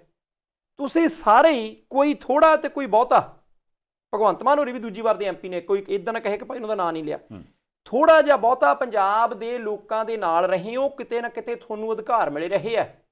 ਇਹਦੇ ਬਾਵਜੂਦ ਵੀ ਜੇ ਸਾਡੇ ਕੋਲ ਇਹ ਖਬਰਾਂ ਆਉਂਦੀਆਂ, ਤੁਸੀਂ ਆਪਣੇ ਆਪ ਸਕੂਲਾਂ, ਪਿੰਡ ਦੀ ਆਬਾਦੀ ਦੇਖ ਕੇ ਸਕੂਲ ਅਪਗ੍ਰੇਡ ਨਹੀਂ ਕਰ ਸਕਦੇ। ਤੁਹਾਡੇ ਕੋਲੇ ਦਿਮਾਗ ਨਹੀਂ, ਜਾਂ ਤੁਹਾਡੇ ਅਫਸਰਾਂ ਦੇ ਕੋਲੇ ਦਿਮਾਗ ਨਹੀਂ। ਜੇ ਅਪਗ੍ਰੇਡ ਕੀਤਾ ਤਾਂ ਤੁਹਾਨੂੰ ਕਿਸੇ ਨੇ ਚਿੱਠੀ ਪਾਉਣ ਜਾਣਾ ਕਿ ਇੱਥੇ ਟੀਚਰ ਦਿਓ, ਤੁਹਾਨੂੰ ਦੱਸਣਾ ਪਊਗਾ ਕਿੱਥੇ ਕਮਰਾ ਦਿਓ, ਤੁਹਾਨੂੰ ਦੱਸਣਾ ਪਊਗਾ ਕਿੱਥੇ ਲੈਬੋਰਟਰੀ ਤੇ ਲਾਇਬ੍ਰੇਰੀ ਬਣਾਓ, ਤੁਹਾਨੂੰ ਦੱਸਣਾ ਪਊਗਾ ਕਿ ਨਿਆਣਿਆਂ ਨੇ ਖੇਡਣਾ ਹੈ, ਉਹਨਾਂ ਨੂੰ ਚਿੜੀ ਛਿੱਕੇ ਲਈ, ਉਹਨਾਂ ਨੂੰ ਚਿੜੀ ਲਈ, ਉਹਨਾਂ ਨੂੰ ਬੱਲੇ ਲਈ, ਉਹਨਾਂ ਨੂੰ ਹਾਕੀ ਲਈ ਪੈਸੇ ਦਿਓ, ਜਾਂ ਤੁਸੀਂ ਬੱਚੇ ਉੱਥੇ ਲਿਆਂਦੇ ਉਹਨਾਂ ਨੂੰ ਗ੍ਰਾਂਟ ਦਿਓ ਤਾਂ ਜੋ ਖੇਡ ਮੈਦਾਨ ਵਧੀਆ ਬਣ ਸਕੇ। ਜਾਣੀ ਜੇ ਨਿੱਕੀਆਂ ਨਿੱਕੀਆਂ ਗੱਲਾਂ ਦੱਸਣੀਆਂ ਪੈਣਗੀਆਂ, ਮੰਗ ਪੱਤਰਾਂ ਦੇ ਵਿੱਚ ਰੱਖਣੀਆਂ ਪੈਣਗੀਆਂ, ਫਿਰ ਤਾਂ ਸਲੂਟ ਹੀ ਆ ਭਾਈ। ਜੰਮ ਕੇ ਇਹਨਾਂ ਨੂੰ ਵੋਟਾਂ ਪਾਓ ਜੇ ਇਹਨਾਂ ਮੁੱਦਿਆਂ ਤੇ ਪਾਉਣੀਆਂ ਤਾਂ ਪਾਉਣੀਆਂ ਹੀ ਆ, ਹੋਰ ਕਿਹਨੂੰ ਪਾਈਏ ਦੱਸੋ। ਕਮਾਲ ਕਰਦੇ ਹੋ ਇਹ ਨਾ। ਕਦੀ ਕਈ ਵਾਰ ਤੁਸੀਂ WhatsApp ਭਾਵੁਕ ਹੋ ਜਾਂਦੇ, ਹੁਣ ਜਿੱਦਾਂ ਭਾਵੁਕ ਹੋ ਕੇ ਤੁਸੀਂ ਕਹਿੰਦੇ ਵੀ ਯਾਰ ਇਹਨੂੰ ਦੱਸਣਾ ਪਊਗਾ, ਤੁਸੀਂ ਦੱਸ ਹੀ ਨਹੀਂ ਸਕਦੇ ਕਿਉਂਕਿ 4.5 ਸਾਲ ਤੇ ਵੈਸੇ ਵੀ ਨਹੀਂ ਸੁਣਨ ਵਾਲੇ ਮੋੜ 'ਚ ਹੁੰਦੇ ਨਾ। ਕਿਉਂਕਿ 4.5 ਸਾਲ ਤੇ ਵੈਸੇ ਵੀ ਚੇਤਾ ਨਹੀਂ ਆਉਂਦਾ ਵੀ ਯਾਰ ਉਹ ਕੋਈ ਨਹੀਂ, ਵੋਟਾਂ ਨੇੜੇ ਵੇਖਾਂਗੇ ਯਾਰ, ਤੂੰ ਅਗਲੀ ਗੱਲ ਕਰੋ ਕੀ ਹਿਸਾਬ ਤਾਂ ਕੋਈ ਬਣਦਾ ਆਪਣਾ ਕਿ ਨਹੀਂ ਬਣਦਾ। ਕੱਲ ਨੂੰ ਇਲੈਕਸ਼ਨ ਲੜਨੀਆਂ, ਮੁੜ ਕੇ ਤੁਸੀਂ ਆਖਣਾ ਵੀ ਆਪਣੇ ਕੋਲ ਤੇ ਪੋਸਟਰ ਲਾਉਣ ਨੂੰ ਵੀ ਕੱਖ ਨਹੀਂ ਹੈਗਾ, ਇਸ ਕਰਕੇ ਪਹਿਲਾਂ ਉਹ ਪ੍ਰਬੰਧ ਕਰ ਲਓ। ਜਦੋਂ ਇੱਕ ਨਾ ਉਹ ਪ੍ਰਬੰਧ ਹੋ ਗਿਆ, ਫਿਰ ਮਗਲੇ 3 ਮਹੀਨੇ ਵੇਖਾਂਗੇ ਵੀ ਘਾਲੋ ਕਰਨੀ ਕੀ ਆ। ਨਹੀਂ, ਗੱਲ ਤਾਂ ਤੁਹਾਡੀ ਠੀਕ ਆ, ਉਹੀ ਚੱਲਦਾ ਪਿਆ, ਕੋਈ ਦੱਸੋ। ਨਹੀਂ ਚੱਲਦਾ ਤਾਂ ਉਹੀ ਆ। ਤੁਸੀਂ ਹੁਣ ਦੇਖੋ ਕਮਾਲ ਦੀ ਗੱਲ, ਸੰਧਾਲੀਆ ਸਾਹਿਬ, ਬੜੀ ਕਮਾਲ ਦੀ ਗੱਲ। ਯਾਨੀ ਕਿ ਪੰਜਾਬ ਦੇ ਵਿੱਚ ਸਾਡੇ ਕੋਲੇ ਕਿਆ ਬੰਦੇ ਨੇ, ਕਿਆ ਲੀਡਰ ਨੇ, ਜਿਹਦੇ ਨਾਲ ਮੈਨੂੰ ਐਂ ਲੱਗਦਾ ਕਿ ਤੁਹਾਡਾ ਕੰਮ ਬਹੁਤ ਫਿੱਟ ਆਉਣਾ ਹੀ। ਨਹੀਂ, ਅੱਗੇ ਹੀ ਫਿੱਟ ਆ। ਨਹੀਂ ਅਸੀਂ ਹੁਣ ਫੇਰ ਫਿੱਟ ਕਰਨਾ। ਮੈਂ ਪਿੱਛੇ ਫਿੱਟ ਹੋ, ਚੇਤਾ ਕਰਾ ਦਾਂ ਤੁਹਾਨੂੰ ਵੀ ਉਹ ਠੀਕ ਹੈ। ਇੱਕ ਰਾਂ $5 ਅਸੀਂ ਤੁਹਾਨੂੰ ਦੇਤੇ ਆ, ਅਗਲੇ 5 ਦਾ ਤੁਸੀਂ ਰੱਖਿਓ ਖਿਆਲ, ਉਹ ਨੋਟ ਨਹੀਂ ਮੋੜ ਕੇ ਦੇਣਾ। ਤੁਸੀਂ ਅਜੇ ਕਿਸਾਨ ਅੰਦੋਲਨ ਨਿਬੜ ਲੈਣਾ ਤਾਂ 5 ਦੀ ਸ਼ਰਤ ਨਹੀਂ ਹੋਊਗੀ, ਸ਼ਰਤ ਵੱਡੀ ਹੋਊਗੀ। ਚਲੋ ਮੈਂ ਵੱਡੀ ਲਾ ਲਓ, ਜਦੋਂ ਸ਼ਰਤ ਲਾਈ ਨਾ, ਖੜੇ ਹੋ ਕੇ ਦੇਖ ਲਿਓ, ਲੱਤਾਂ ਭਾਰ ਚੱਲਦੀਆਂ ਜੇ। ਮੈਂ ਕਿਹਾ ਭਾਵੇਂ ਮੈਨੂੰ ਪੌੜੀਆਂ ਦੇ ਨਾ ਖਲੋਣਾ ਪਵੇ, ਐਤਕੀਆਂ ਵਾਲੀ ਮੈਂ ਜਿੱਤਣੀ। ਅੱਛਾ ਸੰਧਾਲੀਆ ਸਾਹਿਬ, ਮੈਂ ਸੋਚਦਾ ਸੀ ਇੱਕ ਸਾਬਕਾ ਉਪ ਮੁੱਖ ਮੰਤਰੀ ਨੇ ਮੌਜੂਦਾ ਉਪ ਮੁੱਖ ਮੰਤਰੀ ਸਾਹਿਬ ਦੇ ਉੱਤੇ ਇੱਕ ਦੋਸ਼ ਲਾਇਆ। ਸੁਖਬੀਰ ਸਿੰਘ ਬਾਦਲ ਸਾਹਿਬ ਗਏ ਸਿੱਧੇ ਸੁਨਾਮ ਸ਼ਹੀਦ ਊਧਮ ਸਿੰਘ ਵਾਲਾ। ਜਾਣੀ ਦੇਖੋ ਕਿਆ ਧਰਤੀ, ਕਿਆ ਹੀ ਬਾਤਾਂ ਸ਼ਹੀਦ ਊਧਮ ਸਿੰਘ ਹੋਰਾਂ ਦੀ। ਹੁਣੇ ਫਿਲਮ ਆਈ ਕਿ ਭਾਈ ਕਿੰਨੇ ਸਾਲ ਇੰਤਜ਼ਾਰ ਕੀਤਾ, ਫੇਰ ਬਦਲਾ ਲਿਆ, ਕਿਆ ਕੁਰਬਾਨੀਆਂ ਦਿੱਤੀਆਂ। ਉਸ ਧਰਤੀ ਦੇ ਉੱਤੇ ਜਾ ਕੇ ਮੈਂ ਸੋਚਦਾ ਸੀ ਕਿ ਜੇ ਕੋਈ ਇਦਾਂ ਦੀ ਦੂਰਬੀਨ ਹੋਵੇ, ਜੇ ਕਿਤੇ ਕੋਈ ਵਹਿੰਦਾ ਵੁੰਦਾ ਹੋਵੇ, ਹੈਰਾਨ ਹੀ ਹੋਣੇ ਆ ਕਿ ਭਾਈ ਕਿਹਨਾਂ ਦੇ ਹੱਥ ਅਸੀਂ ਦੇਸ਼ ਦਾ ਸੂਬਾ ਫੜਾਤਾ। ਸਾਬਕਾ ਉਪ ਮੁੱਖ ਮੰਤਰੀ ਤੇ ਅਕਾਲੀ ਦਲ ਦੇ ਪ੍ਰਧਾਨ ਸੁਖਬੀਰ ਸਿੰਘ ਬਾਦਲ ਸਾਹਿਬ ਕਹਿੰਦੇ ਕਿ ਮੁੱਖ ਮੰਤਰੀ ਪੰਜਾਬ ਚਰਨਜੀਤ ਸਿੰਘ ਚੰਨੀ ਸਭ ਤੋਂ ਵੱਡਾ ਰੇਤ ਮਾਫੀਆ ਨੇ, ਸਭ ਤੋਂ ਵੱਡਾ, ਕਹਿੰਦੇ ਸਭ ਤੋਂ ਵੱਧ ਰੇਤਾ ਜਾਣੀ ਇਹ ਵਿਕਵਾਉਂਦੇ ਨੇ, ਇਹਨਾਂ ਕੋਲ ਰੁਪਈਏ ਆਉਂਦੇ ਆ। ਕਹਿਣ ਦਾ ਭਾਵ ਇਹ ਸੀ। ਹੁਣ ਚਰਨਜੀਤ ਸਿੰਘ ਚੰਨੀ ਸਾਹਿਬ ਕਹਿੰਦੇ ਸੀ ਮੁੱਖ ਮੰਤਰੀ ਬਣ ਕੇ ਕਿ ਰੇਤ ਮਾਫੀਆ ਅੱਜ ਤੋਂ ਖਤਮ। ਇਹਦਾ ਮਤਲਬ ਉਹ ਕਹਿੰਦੇ ਆ ਕਿ ਮੇਰੇ ਤੋਂ ਪਹਿਲੇ ਬਕਵਾਉਂਦੇ ਰਹੇ। ਉਹ ਇਹਨਾਂ ਤੇ ਵੀ ਦੋਸ਼ ਲਾਉਂਦੇ, ਕੈਪਟਨ ਸਾਹਿਬ ਵਾਲੀ ਸਰਕਾਰ ਤੇ ਵੀ ਲਾਉਂਦੇ। ਹੁਣ ਜੇ ਸ਼ਹੀਦ ਊਧਮ ਸਿੰਘ ਦੀ ਧਰਤੀ ਦੇ ਉੱਤੇ ਜਾ ਕੇ ਆਹ ਦੋਸ਼ ਮੌਜੂਦਾ ਮੁੱਖ ਮੰਤਰੀ ਤੇ ਲੱਗਦਾ ਤੇ ਮਾਣਹਾਨੀ ਦਾ ਕੇਸ ਹੁੰਦਾ ਹੀ ਨਹੀਂ। ਤੁਸੀਂ ਦੇਖੋ ਨਾ ਕਿ ਬੰਦੇ ਨੂੰ ਤਾਂ ਚੈਨ ਨਾ ਆਵੇ ਜੇ ਉਹਦੇ ਉੱਤੇ ਕੋਈ ਦੋਸ਼ ਲੱਗ ਜਾਏ। ਤੁਰੰਤ ਵਕੀਲਾਂ ਦੀ ਇੱਕ ਟੀਮ ਰੱਖ ਕੇ ਮਾਣਹਾਨੀ ਦਾ ਕੇਸ ਕਰਦੇ ਕਿ ਭਾਈ ਸੁਖਬੀਰ ਸਿੰਘ ਬਾਦਲ ਸਾਹਿਬ ਨੇ ਗੱਲ ਹੈ ਕਹਿ ਕਿੱਦਾਂ ਦਿੱਤੀ, ਮੇਰੇ ਦਾਮਨ ਦੇ ਉੱਤੇ ਦਾਗ ਲਾ ਕਿੱਦਾਂ ਦਿੱਤਾ, ਕੋਈ ਗੱਲ ਹੀ ਨਹੀਂ। ਯਾਨੀ ਠੀਕ ਹੈ ਸਾਰਾ ਕੁਝ ਸੁਣ ਹੁੰਦਾ ਨਹੀਂ, ਮੜ ਜਾ ਸੁਣ ਕਰ ਦਿਓ ਜੀ। ਇੱਥੇ ਕਿੱਦਾਂ ਕਹਿੰਦੇ ਆਪਰੇਸ਼ਨ ਕਰਨਾ ਫਿਰ ਬੇਹੋਸ਼ੀ ਦਾ ਟੀਕਾ ਲਾਉਣਾ, ਨਹੀਂ ਥਾਂ ਸੁਣ ਕਰਨੀ ਆ, ਸੁਣ ਕਰ ਦਿੱਤੇ ਹੋ ਆ। ਇਹ ਦੇਖੋ ਗੱਲ ਪਤਾ ਕੀ ਹੈ ਵਾਟ ਸਾਹਿਬ, ਇਹ ਗੱਲਾਂ ਤੇ ਸਾਰੀਆਂ ਸਹੀ ਹੈ। ਗੱਲ ਇਹ ਰੇਤ ਮਾਫੀਆ ਤੇ ਥੋੜਾ ਰੁਕੇ ਉਹ ਤਾਂ ਕਹਿੰਦੇ ਵੀ ਪਤਾ ਨਹੀਂ ਕਿੱਥੋਂ ਲੈ ਕੇ ਕਿੱਥੋਂ ਤੱਕ ਕਲੋਨੀਆਂ ਦੇਖ ਲਓ ਕਿ ਇਹਦੀਆਂ। ਹੁਣ ਦੇਖੋ ਹੁਣ ਜਿਸ ਹਿਸਾਬ ਨਾਲ ਦੋਸ਼ ਲੱਗ ਰਹੇ ਆ ਉਸ ਹਿਸਾਬ ਨਾਲ ਤੇ ਕੰਮ ਇੱਧਰ ਨੂੰ ਚੱਲ ਪਿਆ ਵੀ ਭਾਈ ਸਾਹਿਬ ਉਹ ਕਹਿੰਦੇ ਵੀ ਠੀਕ ਆ ਅੱਜ ਤੂੰ ਇੱਕ ਉਧੇੜਨਾ ਪੋਤੜਾ ਤੇ ਮੈਂ ਦੋ ਉਧੇੜੂੰਗਾ ਜੀ, ਜੇ ਤੂੰ ਦੋਵਾਂ ਤੇ ਆਏਗਾ ਮੈਂ ਚੌਹਾਂ ਤੇ ਆ ਜਾਣਾ। ਹੁਣ ਇਹ ਜਿਸ ਹਿਸਾਬ ਨਾਲ ਕੰਮ ਚੱਲ ਪਿਆ ਨਾ, ਮੇਰੇ ਖਿਆਲ ਨਾਲ ਇਲੈਕਸ਼ਨਾਂ ਤੱਕ ਤੇ ਇਹੋ ਕੁਝ ਸੁਣਨ ਨੂੰ ਮਿਲਣਾ। ਉਹ ਗੱਲ ਵੱਖਰੀ ਆ ਵੀ ਇੱਕ ਕੈਲਕੂਲੇਟਰ ਉੱਧਰ ਕੇਜਰੀਵਾਲ ਸਾਹਿਬ ਨੇ ਵੀ ਰੱਖਿਆ ਆ ਰੇਤ ਮਾਫੀ ਤੋਂ, ਮੈਨੂੰ ਯਾਦ ਆ ਗਿਆ ਉਹਨਾਂ ਨੇ ਹਿਸਾਬ ਲਾ ਕੇ ਦੱਸਿਆ, ਕਹਿੰਦੇ ਇੱਥੇ ਕਹਿ ਦਿੰਦੇ ਨੇ ਵੀ ਤੁਸੀਂ ਇਹ ਪੈਸੇ ਕਿੱਥੋਂ ਦੇਣੇ, ਉਹ ਪੈਸੇ ਕਿੱਥੋਂ ਦੇਣੇ, ਪੰਜਾਬ ਦਾ ਖਜ਼ਾਨਾ ਭਰ ਜਾਣਾ। 20,000 ਕਰੋੜ ਦਾ ਕਹਿੰਦੇ ਰੇਤਾ ਹੀ ਖਾ ਜਾਂਦੇ ਇਹ। ਹੁਣ ਮੈਂ ਸੋਚਦਾ 20,000 ਕਰੋੜ ਕਿੰਨੀ ਰਕਮ ਹੈ। ਅੱਜ ਤੁਸੀਂ ਸਕੂਲਾਂ ਦੀ ਬਿੱਲਾਂ ਦੀ ਗੱਲ ਕਰਦੇ ਹੋ, ਸ਼ਾਇਦ 7 ਕਰੋੜ ਬਣਦਾ, ਸਿਰਫ 7 ਕਰੋੜ ਤੇ ਕਿੱਥੇ 20,000 ਕਰੋੜ।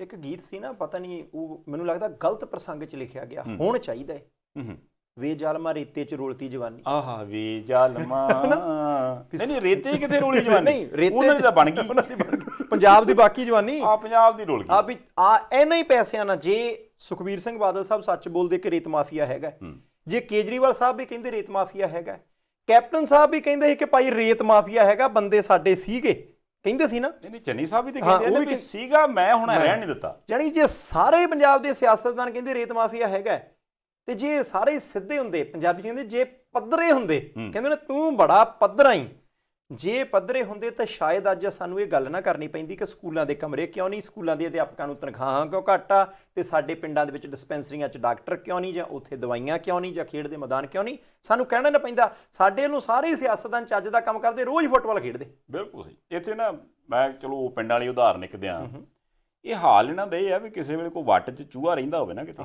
ਉਹਦਾ ਕੰਮ ਹੁੰਦਾ ਵੀ ਮੰਨ ਲਓ ਅੱਜ ਜਿੱਥੇ ਉਹਨੇ ਰੁੱਡ ਕੱਢੀ ਨਵੀਂ, ਤੁਸੀਂ ਉਹਨੂੰ ਥੋੜ੍ਹਾ ਜਿਹਾ 2-4 ਟੱਪ ਮਾਰ ਕੇ ਆ ਮਿੱਟੀ ਲਾ ਕੇ ਤੇ ਤੁਸੀਂ ਠੱਪਤਾ ਵੀ ਲੈ ਵੀ ਮੈਂ ਪੂਰਤੀ। ਉਦੋਂ ਬਾਅਦ ਤੁਸੀਂ ਅਗਲੇ ਦਿਨ ਆਓ ਤੇ ਉਹਨੇ ਦੂਸਰੇ ਪਾਸੇ ਕੱਢੀ ਹੁੰਦੀ ਹੈ, ਵਾਟੀ ਪੋਲੀ ਕਰਨੀ ਉਹਨੇ।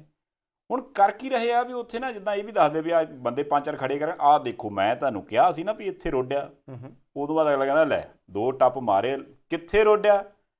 ਹੁਣ ਇਹ ਕੋਈ ਨਹੀਂ ਦੱਸਦਾ ਵੀ ਵੀਰ ਉਹ ਜਿਹੜਾ ਚੂਹਾ ਰਹਿੰਦਾ ਉਹਨੂੰ ਕੱਢੂ ਕਿਹੜਾ, ਉਹਨੂੰ ਕੌਣ ਮਾਰੂਗਾ। ਵੀ ਇੱਕ ਨਾ ਚੂਹਾ ਮਾਰੋਗੇ ਤੇ ਵੱਟ ਤਾਂ ਫੇਰ ਹੀ ਬਚਣੀ ਆ ਨਾ।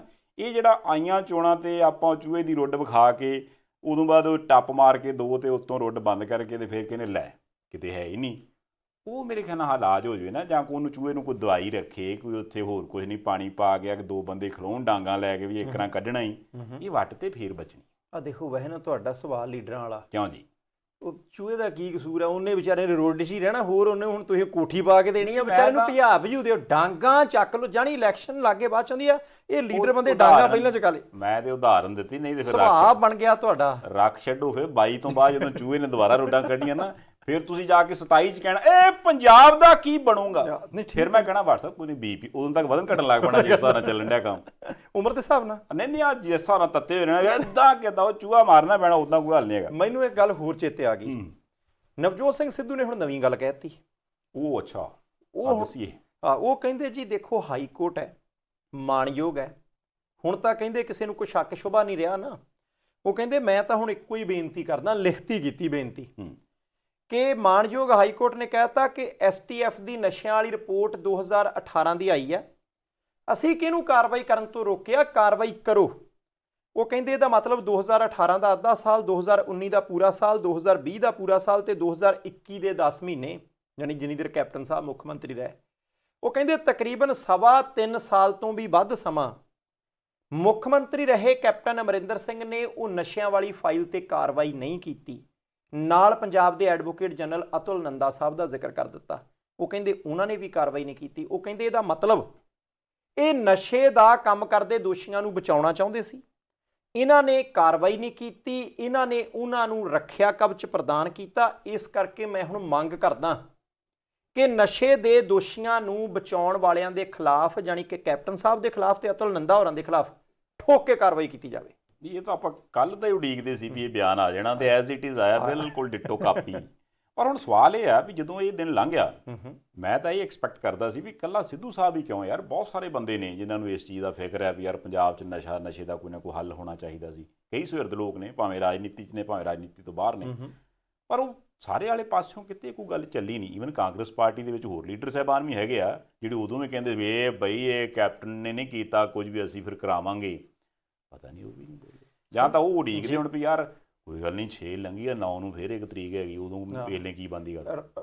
ਮਿਲਾ ਕੇ 25 ਦਿਨ ਕੱਢ ਲਓ, ਫਿਰ ਕੂੜਾ ਨਗਦ ਲੱਗ ਜਾਣਾ ਆ, ਫਿਰ ਕੋਈ ਗੱਲ ਨਹੀਂ। ਇਹ ਵੀ ਹੋ ਸਕਦਾ ਵੀ ਉਹ ਆਖਣ ਯਾਰ ਕੋਈ ਇਲੈਕਸ਼ਨ ਕਮਿਸ਼ਨ ਨੂੰ ਕੀ ਗੱਲ ਪੁੱਛੋ ਤਾਂ ਸਹੀ ਵੀ ਕਰਨ ਕੀ ਡਿਆ ਆ, ਕਰੋ ਹੁਣ ਕੁਝ ਕਰੋ ਯਾਰ, ਲਾਓ ਯਾਰ ਕਿ ਪਰਾਂ ਖਹਿੜਾ ਛੁੱਟੇ। ਮੈਂ ਤਾਂ ਸੰਧਾਲੀਆ ਸਾਹਿਬ ਬੜਾ ਹੀ ਅਜੀਬ ਸਥਿਤੀ ਦੇ ਵਿੱਚ ਹਾਂ। ਅਸੀਂ ਤਾਂ ਪੰਜਾਬ ਦੇ ਪਿੰਡਾਂ ਦੇ ਲੋਕਾਂ ਨੂੰ, ਕਸਬਿਆਂ ਸ਼ਹਿਰਾਂ ਦੇ ਲੋਕਾਂ ਨੂੰ ਬੇਨਤੀ ਕਰਦੇ ਹਾਂ ਕਿ ਭਾਈ ਹਾਈ ਕੋਰਟ ਨੇ ਕਹਿ ਦਿੱਤਾ ਕਿ ਕਾਰਵਾਈ ਕੀਤੀ ਜਾਣੀ ਚਾਹੀਦੀ ਸੀ, ਤੁਸੀਂ ਗੱਲਾਂ ਕੀਤੀਆਂ, ਕਾਰਵਾਈ ਕਿਉਂ ਨਹੀਂ ਕੀਤੀ ਕਿ ਨਸ਼ਾ ਕੌਣ ਵਿਕਵਾਉਂਦਾ ਕਿੱਧਰ ਨੂੰ, ਸਾਰੀ ਕੁਝ ਰਿਪੋਰਟ ਦੇ ਆਧਾਰ ਤੇ।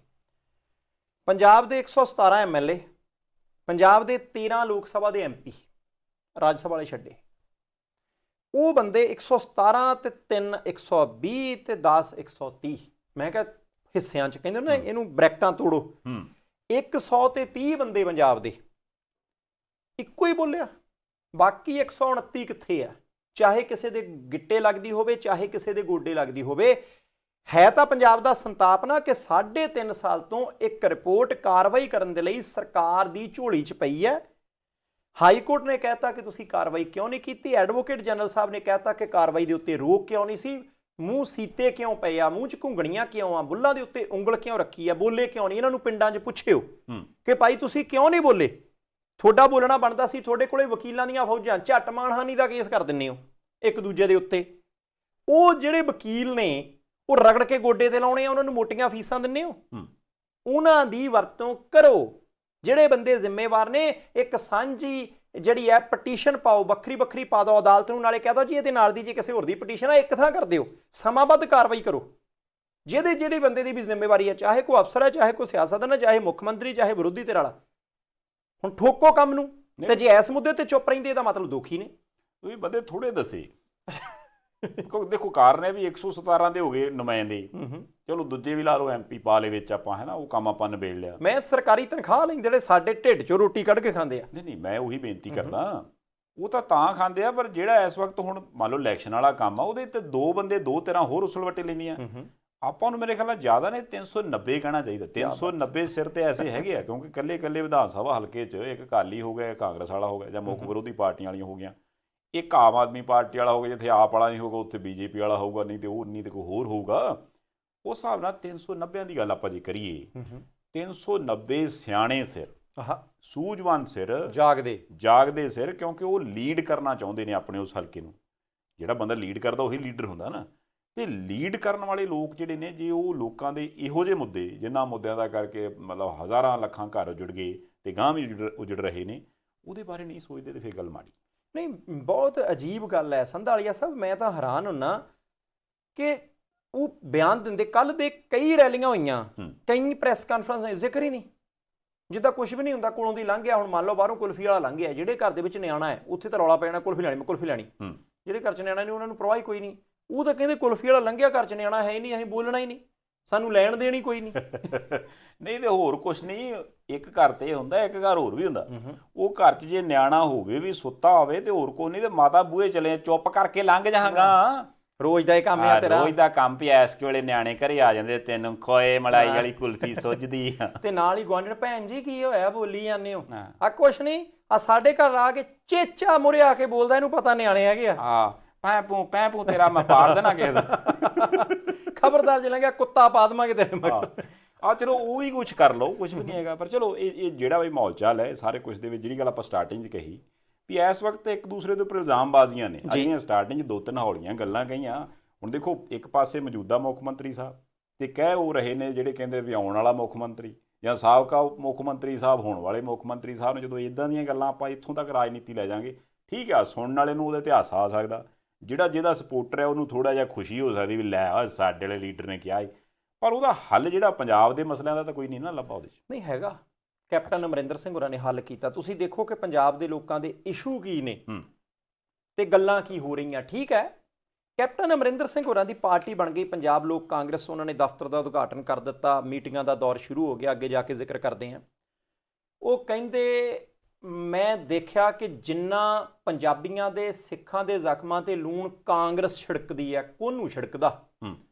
ਉਹ ਕਹਿੰਦੇ ਜੀ ਦੇਖੋ, ਇੱਕ ਅਜੇ ਮਾਕਨ ਨਾਂ ਦਾ ਬੰਦਾ ਪੰਜਾਬ ਦੇ ਵਿੱਚ ਸਕਰੀਨਿੰਗ ਕਮੇਟੀ ਦਾ ਚੇਅਰਮੈਨ ਬਣਾਇਆ ਕਾਂਗਰਸ ਨੇ ਕਿ ਉਮੀਦਵਾਰ 117 ਕਿਹੜੇ ਹੋਣੇ ਆ, ਉਹਦੀ ਸਕਰੀਨਿੰਗ ਕਰਨੀ ਹੈ, ਕਿਤੇ 5 ਅਰਜ਼ੀਆਂ ਕਿਤੇ 10 ਅਰਜ਼ੀਆਂ। ਉਹਦਾ ਮੁਖੀ ਹੈ ਅਜੇ ਮਾਕਨ। ਕਹਿੰਦੇ ਇਹਦੇ ਤੋਂ ਮਾੜਾ ਬੰਦਾ ਨਹੀਂ ਸੀ ਲੱਭ ਸਕਦਾ ਕਾਂਗਰਸ ਦੀ ਹਾਈ ਕਮਾਂਡ ਨੂੰ।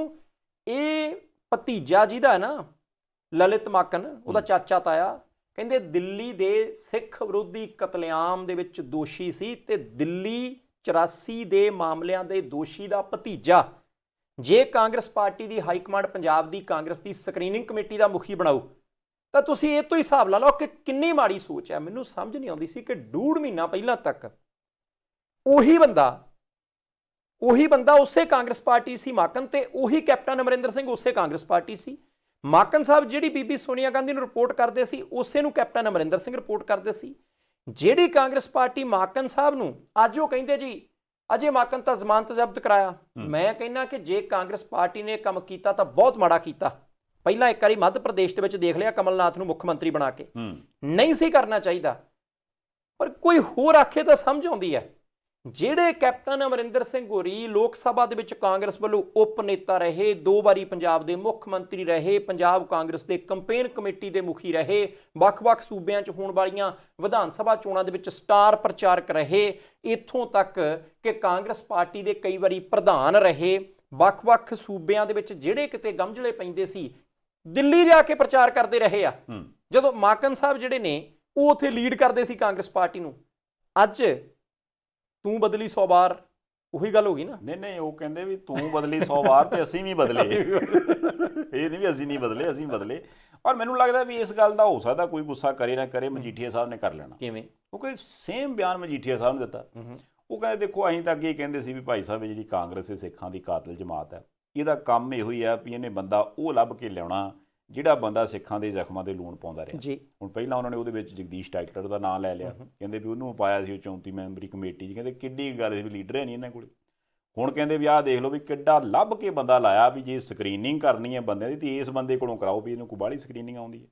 ਇਹ ਵਿੱਚ ਉਹਨਾਂ ਨੇ ਸੱਜਣ ਕੁਮਾਰ ਵਾਲਾ ਮਸਲਾ ਵੀ ਛੇੜ ਲਿਆ, ਕਿਉਂਕਿ ਉਹਨੂੰ ਵੀ ਤਾਂ ਅਦਾਲਤ ਨੇ ਕਹਿ ਦੇਣਾ ਭਾਈ ਸਾਹਿਬ ਇਹ ਬੰਦਾ ਦੋਸ਼ੀ ਜਾਪਦਾ ਤੇ ਕਰੋ ਦੋ ਸ਼ਾਇਦ। ਹੁਣ ਗੱਲ ਇਹ ਹੈ ਵੀ ਮਜੀਠੀਆ ਸਾਹਿਬ ਨੇ ਆਪਣੇ ਤੌਰ, ਕਿਉਂਕਿ ਵਿਰੋਧੀ ਨੇ ਉਹਨਾਂ ਦਾ ਕਹਿਣਾ ਤਾਂ ਬਣਦਾ, ਪਰ ਜਦੋਂ ਸੇਮ ਬਿਆਨ ਹੁਣ ਕੈਪਟਨ ਸਾਹਿਬ ਨੇ ਉਸੇ ਵੇਲੇ ਦਿੱਤਾ, ਉਹ ਇੱਕ ਗੱਲ ਤਾਂ ਕਿਹਾ ਨਾ ਵੀ ਯਾਰ ਚਾਚਾ ਜੀ ਇੱਦਾਂ ਤਾਂ ਨਹੀਂ ਚੰਗੇ ਲੱਗੀਦਾ, ਜਾਂ ਤਾਂ 2 ਦਿਨ ਰੁਕ ਜਾਂਦੇ ਤੇ ਜਾਂ ਫਿਰ ਤੁਸੀਂ ਆਹ ਜਿਹੜੀ ਗੱਲ ਤੁਸੀਂ ਕਹੀ ਹੋ ਸਕਦਾ ਮਨ 'ਚ ਉਹਨਾਂ ਵੀ ਸੋਚੇ ਵੀ ਉਦੋਂ ਦਾ ਨਹੀਂ ਚੇਤਾ ਆਇਆ ਹੈ। ਨਹੀਂ ਤੁਸੀਂ ਦੇਖੋ ਕਿ ਜਿੱਦਣ ਅਸਤੀਫਾ ਵੀ ਦਿੱਤਾ ਨਾ, ਉਹਦੇ ਤੋਂ ਬਾਅਦ ਜਿਹੜੀਆਂ ਕੈਪਟਨ ਸਾਹਿਬ ਦੀਆਂ ਪਹਿਲੀਆਂ ਇੰਟਰਵਿਊਜ਼ ਆਈਆਂ ਉਹਦੇ ਵਿੱਚ ਵੀ ਕਹਿੰਦੇ ਮੈਂ ਤਾਂ ਆਪ ਕਹਿ ਕੇ ਆਇਆ ਕਿ ਅਸਤੀਫਾ ਲੈ ਲਓ ਜੇ ਤੁਹਾਨੂੰ ਲੱਗਦਾ ਬੀਬੀ ਸੋਨੀਆ ਗਾਂਧੀ ਜੀ ਅਸਤੀਫਾ ਲੈ ਲਓ। ਗੱਲ ਕਿਹੜੀ ਹੈ, ਸਾਨੂੰ ਨਹੀਂ ਇੱਦਾਂ ਦਾ ਕਹਿੰਦੇ ਸੀ, ਗੱਲ ਹੀ ਕੋਈ ਨਹੀਂ, ਮੈਂ ਤਾਂ ਪੰਜਾਬ ਦੇ ਲਈ ਵਧੀਆ ਕੰਮ ਕਰਨਾ ਸੀ। ਇਹ ਵੀ ਬਾਰ-ਬਾਰ ਕਹਿੰਦੇ ਸੀ ਕਾਂਗਰਸ ਤੋਂ ਚੰਗੀ ਪਾਰਟੀ ਕੋਈ ਨਹੀਂ।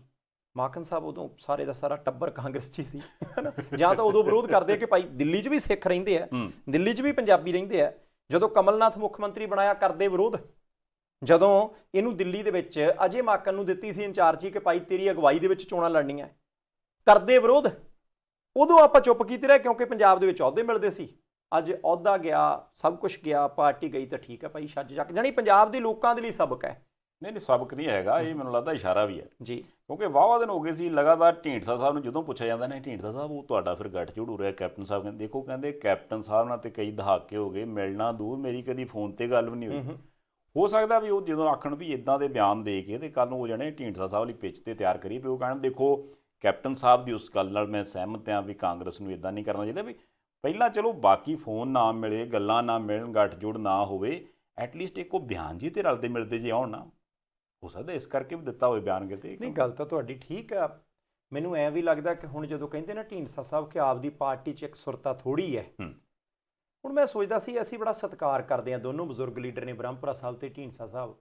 ਹੁਣ ਕਹਿੰਦੇ ਆ ਜੀ ਬ੍ਰਹਮਪੁਰਾ ਸਾਹਿਬ ਦੇ ਵਿਚਾਰ ਅੱਡਰੇ ਨੇ, ਢੀਂਡਸਾ ਸਾਹਿਬ ਦੇ ਅੱਡਰੇ ਨੇ। ਢੀਂਡਸਾ ਸਾਹਿਬ ਚਾਹੁੰਦੇ ਆ ਕਿ ਭਾਜਪਾ ਦੇ ਨਾਲ ਗੱਠਜੋੜ ਕਰੀਏ ਤਾਂ ਜੋ ਆਪਾਂ ਕੇਂਦਰ ਤੋਂ 1-2 ਫੈਸਲੇ ਕਰਾ ਕੇ ਮੜ ਜਾ ਪੰਪ ਅਪ ਹੋਈਏ ਪੰਜਾਬ ਦੇ ਵਿੱਚ, ਪਾਰਟੀ ਨੂੰ ਅੱਗੇ ਲਿਆਈਏ। 2 ਵੱਡੀਆਂ ਪਾਰਟੀਆਂ ਨਾਲ ਜੁੜਦੀਆਂ, ਕੁਝ ਐਮਐਲਏ ਬਣਨਗੇ।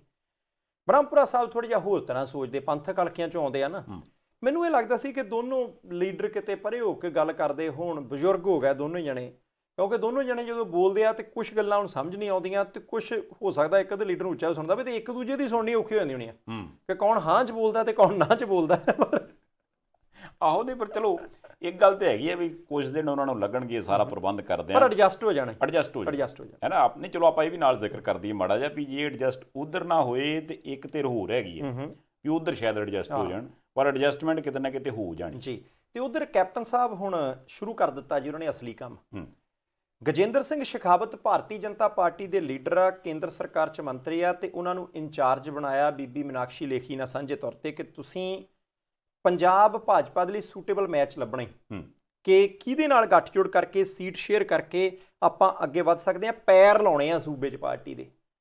ਉਹ ਕਿਸਾਨ ਅੰਦੋਲਨ ਦੇ ਦੌਰਾਨ ਵੀ ਆਉਂਦੇ ਰਹੇ ਆ, ਚਾਹੇ ਵਿਰੋਧ ਹੁੰਦਾ ਰਿਹਾ, ਕੁਛ ਹੁੰਦਾ ਰਿਹਾ, ਚੰਡੀਗੜ੍ਹ 'ਚ ਮੀਟਿੰਗਾਂ ਕਰਦੇ ਰਹੇ। ਜਿੰਨੇ ਬੰਦੇ ਪੰਜਾਬ ਦੇ ਨਾਲ ਸੰਬੰਧਿਤ ਸ਼ਾਮਿਲ ਹੁੰਦੇ ਰਹੇ ਭਾਜਪਾ 'ਚ, ਸਮੇਤ ਮਨਜਿੰਦਰ ਸਿੰਘ ਸਿਰਸਾ ਸਾਹਿਬ, ਉਹ ਹਮੇਸ਼ਾ ਗਜੇਂਦਰ ਸਿੰਘ ਸ਼ੇਖਾਵਤ ਮੌਕੇ ਦੇ ਉੱਤੇ ਹਾਜ਼ਰ ਰਹੇ ਹੈ। ਹੁਣ ਸ਼ੇਖਾਵਤ ਸਾਹਿਬ ਇੰਨੇ ਸਰਗਰਮ ਹੋ ਗਿਆ ਕਿ ਪਹਿਲਾਂ ਤਾਂ ਮਨਜਿੰਦਰ ਸਿੰਘ ਸਿਰਸਾ ਨਾਲ ਮੁਲਾਕਾਤ ਕੀਤੀ, ਪੰਜਾਬ ਦਾ ਸਿਨੈਰੀਓ ਸਮਝਿਆ ਹੋਣਾ ਕਿ ਭਾਈ ਅੰਦਰਲੀਆਂ ਦੱਸੋ ਥੋੜ੍ਹੀਆਂ ਜੀਆਂ। ਉਹਦੇ ਤੋਂ ਬਾਅਦ ਉਹਨਾਂ ਨੇ ਫਿਰ ਆਪਣੀ ਪਾਰਟੀ ਦੇ ਪ੍ਰਧਾਨ ਜਿਹੜੇ ਅਸ਼ਵਨੀ ਸ਼ਰਮਾ ਸਾਹਿਬ ਨਾਲ ਮੁਲਾਕਾਤ ਕੀਤੀ ਪੰਜਾਬ ਵਾਲਿਆਂ ਨੇ ਕਿ ਭਾਈ ਤੁਸੀਂ ਦੱਸੋ ਕਿਵੇਂ ਆ। ਫਿਰ ਉਹ ਕੈਪਟਨ ਅਮਰਿੰਦਰ ਸਿੰਘ ਹੋਰਾਂ ਨੂੰ ਮਿਲਣ ਗਏ ਸਿਸਵਾ ਫਾਰਮ ਦੇ ਉੱਤੇ। ਕੈਪਟਨ ਸਾਹਿਬ ਨੇ ਸਵਾਗਤ ਕੀਤਾ, ਚਾਹ ਦੀ ਕੱਪੀ, ਬਿਸਕੁਟ ਦੋ, ਗਲੂਟਨ ਫ੍ਰੀ। ਨਹੀਂ ਇਹ ਸਾਰੀਆਂ ਗੱਲਾਂ ਦੱਸਣੀਆਂ ਨਹੀਂ ਤੁਹਾਡੇ ਤੋਂ ਹੀ ਸੁਣੀਆਂ। ਨਹੀਂ ਮੈਂ ਤਾਂ ਕਿਹਾ ਵੀ ਹੁਣ ਮਤਲਬ ਪਹਿਲਾਂ ਕਿਉਂਕਿ ਤੁਸੀਂ ਨਾ ਵੀ ਚਾਹ ਚੂ ਪੀਤੀ। ਨਹੀਂ ਮੈਂ ਚਾਹ ਦੀ ਕੱਪੀ ਕਿਹਾ, ਚੂ ਨਹੀਂ ਕਿਹਾ। ਮੈਂ ਚਾਹ ਦੇ ਰਹੇ ਹੋ ਇਹ ਨਾ ਹੋਏ। ਚਲੋ ਉਹਦੇ ਤੋਂ ਬਾਅਦ ਹੁਣ ਕਹਿੰਦੇ ਕਿ ਸ਼ੇਖਾਵਤ ਸਾਹਿਬ ਨੇ ਮੁਲਾਕਾਤ ਕੀਤੀ, ਸੀਟਾਂ ਦੇ ਬਾਰੇ ਵਾਰਤਾਲਾਪ ਹੋਈ ਕਿ ਕਿੰਨੀਆਂ ਤੁਹਾਨੂੰ, ਕਿੰਨੀਆਂ ਕਿਹਨੂੰ, ਤੇ ਨਾਲ ਇਹ ਵੀ ਚਰਚਾ ਹੋਈ ਕਿ ਹੁਣ ਭਾਈ JP ਨੱਡਾ ਸਾਹਿਬ ਨਾਲ ਗੱਲਬਾਤ ਕਰਾਂਗੇ। ਫਿਰ ਉਹਦੇ ਤੋਂ ਬਾਅਦ ਅੱਗੇ ਦੇਖਦੇ ਹਾਂ। ਪਤਾ ਲੱਗਾ ਕਿ ਭਾਜਪਾ ਕੁੱਲ ਮਿਲਾ ਕੇ ਸਾਰੀਆਂ ਹੀ ਪਾਰਟੀਆਂ ਨੂੰ 50 ਤੋਂ ਵੱਧ ਸੀਟਾਂ ਛੱਡਣ ਦੇ ਲਈ ਰਾਜ਼ੀ ਨਹੀਂ, ਕਿ ਘੱਟੋ ਘੱਟ 65 ਤੋਂ ਲੈ ਕੇ 70 ਸੀਟਾਂ ਆਪ ਲੜਨਾ ਚਾਹੁੰਦੀ ਹੈ ਪੰਜਾਬ 'ਚ। ਕਿ ਭਾਈ ਕੈਪਟਨ ਸਾਹਿਬ 40 ਕੁ ਤੁਸੀਂ ਰੱਖ ਲਓ, ਤੁਸੀਂ 42 ਰੱਖ ਲਓ, ਜੇ ਬਾਕੀ ਕਿਸੇ ਨੂੰ ਜੋੜਨਾ ਚਾਹੇ ਢੀਂਡਸੇ ਆ ਚਾਹੇ ਕੋਈ ਹੈ, ਤੁਸੀਂ ਸਾਰੇ ਜਣੇ ਰਲ ਮਿਲ ਕੇ 50 ਦੇ ਅੰਦਰ ਰਹੋ।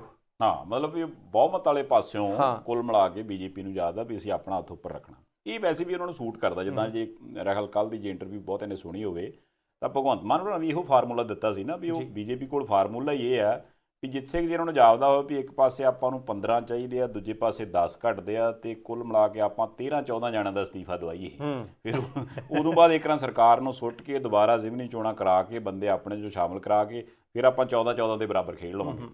ਹੁਣ ਇਹ ਫਾਰਮੂਲੇ ਦੇ ਹਿਸਾਬ ਨਾਲ ਤੇ ਉਹਨਾਂ ਨੂੰ ਸੂਟ ਕਰਦੀ ਗੱਲ। ਪਰ ਮੈਨੂੰ ਇੱਕ ਗੱਲ ਹੋਰ ਵੀ ਲੱਗਦੀ ਆ ਵੀ BJP ਨੇ ਉਹ ਗੱਲ ਕਿਤੇ ਨਾ ਕਿਤੇ ਹੋਰ ਕੁਛ ਨਹੀਂ ਤੇ ਪੰਜਾਬ ਦੇ ਮਾਲਵੇ ਖੇਤਰ 'ਚੋਂ ਜ਼ਰੂਰ ਸਿੱਖ ਲਈ। ਪਹਿਲਾਂ ਕਾਂਗਰਸ ਪਾਰਟੀ ਨੇ ਵੀ ਸਿੱਖੀ ਸੀ। ਉਹ ਕਹਿੰਦੇ ਵੀ ਯਾਰ ਜਦੋਂ ਸੈੱਟ ਜਿਹਾ ਨਾ ਹੋਵੇ ਸਰੀਰ ਫਿਰ ਰਾਜਸਥਾਨ ਨੂੰ ਇੱਕ ਤਰ੍ਹਾਂ ਕੰਮ ਸੈੱਟ ਹੋ ਜਾਂਦਾ। ਹੁਣ ਇਹਦੇ ਦੇਸੀ ਤਰੀਕੇ ਨਾਲ ਗੱਲ ਆ। ਕਈ ਬੰਦੇ ਮਤਲਬ ਜਿਹੜੇ ਕੋਈ ਸ਼ਗਨ ਛਕਾਉਣ ਵਾਲੇ ਉਹਨੂੰ ਪਾ ਲਾ ਫਿਰ ਰਾਜਸਥਾਨ ਨੂੰ ਫਿਰ ਠੀਕ ਆ, ਕਹਿੰਦੇ ਸਮਾਨ ਮਿਲ ਜਾਂਦਾ। ਹੁਣ ਨਹੀਂ ਸਾਰਿਆਂ ਨੂੰ ਪਤਾ ਅੱਛਾ ਜੀ ਕਹਿੰਦੀ ਲੋੜ ਨਹੀਂ। ਮੈਂ ਕਿਹਾ ਅੱਛਾ ਜੀ ਪਤਾ ਨਹੀਂ।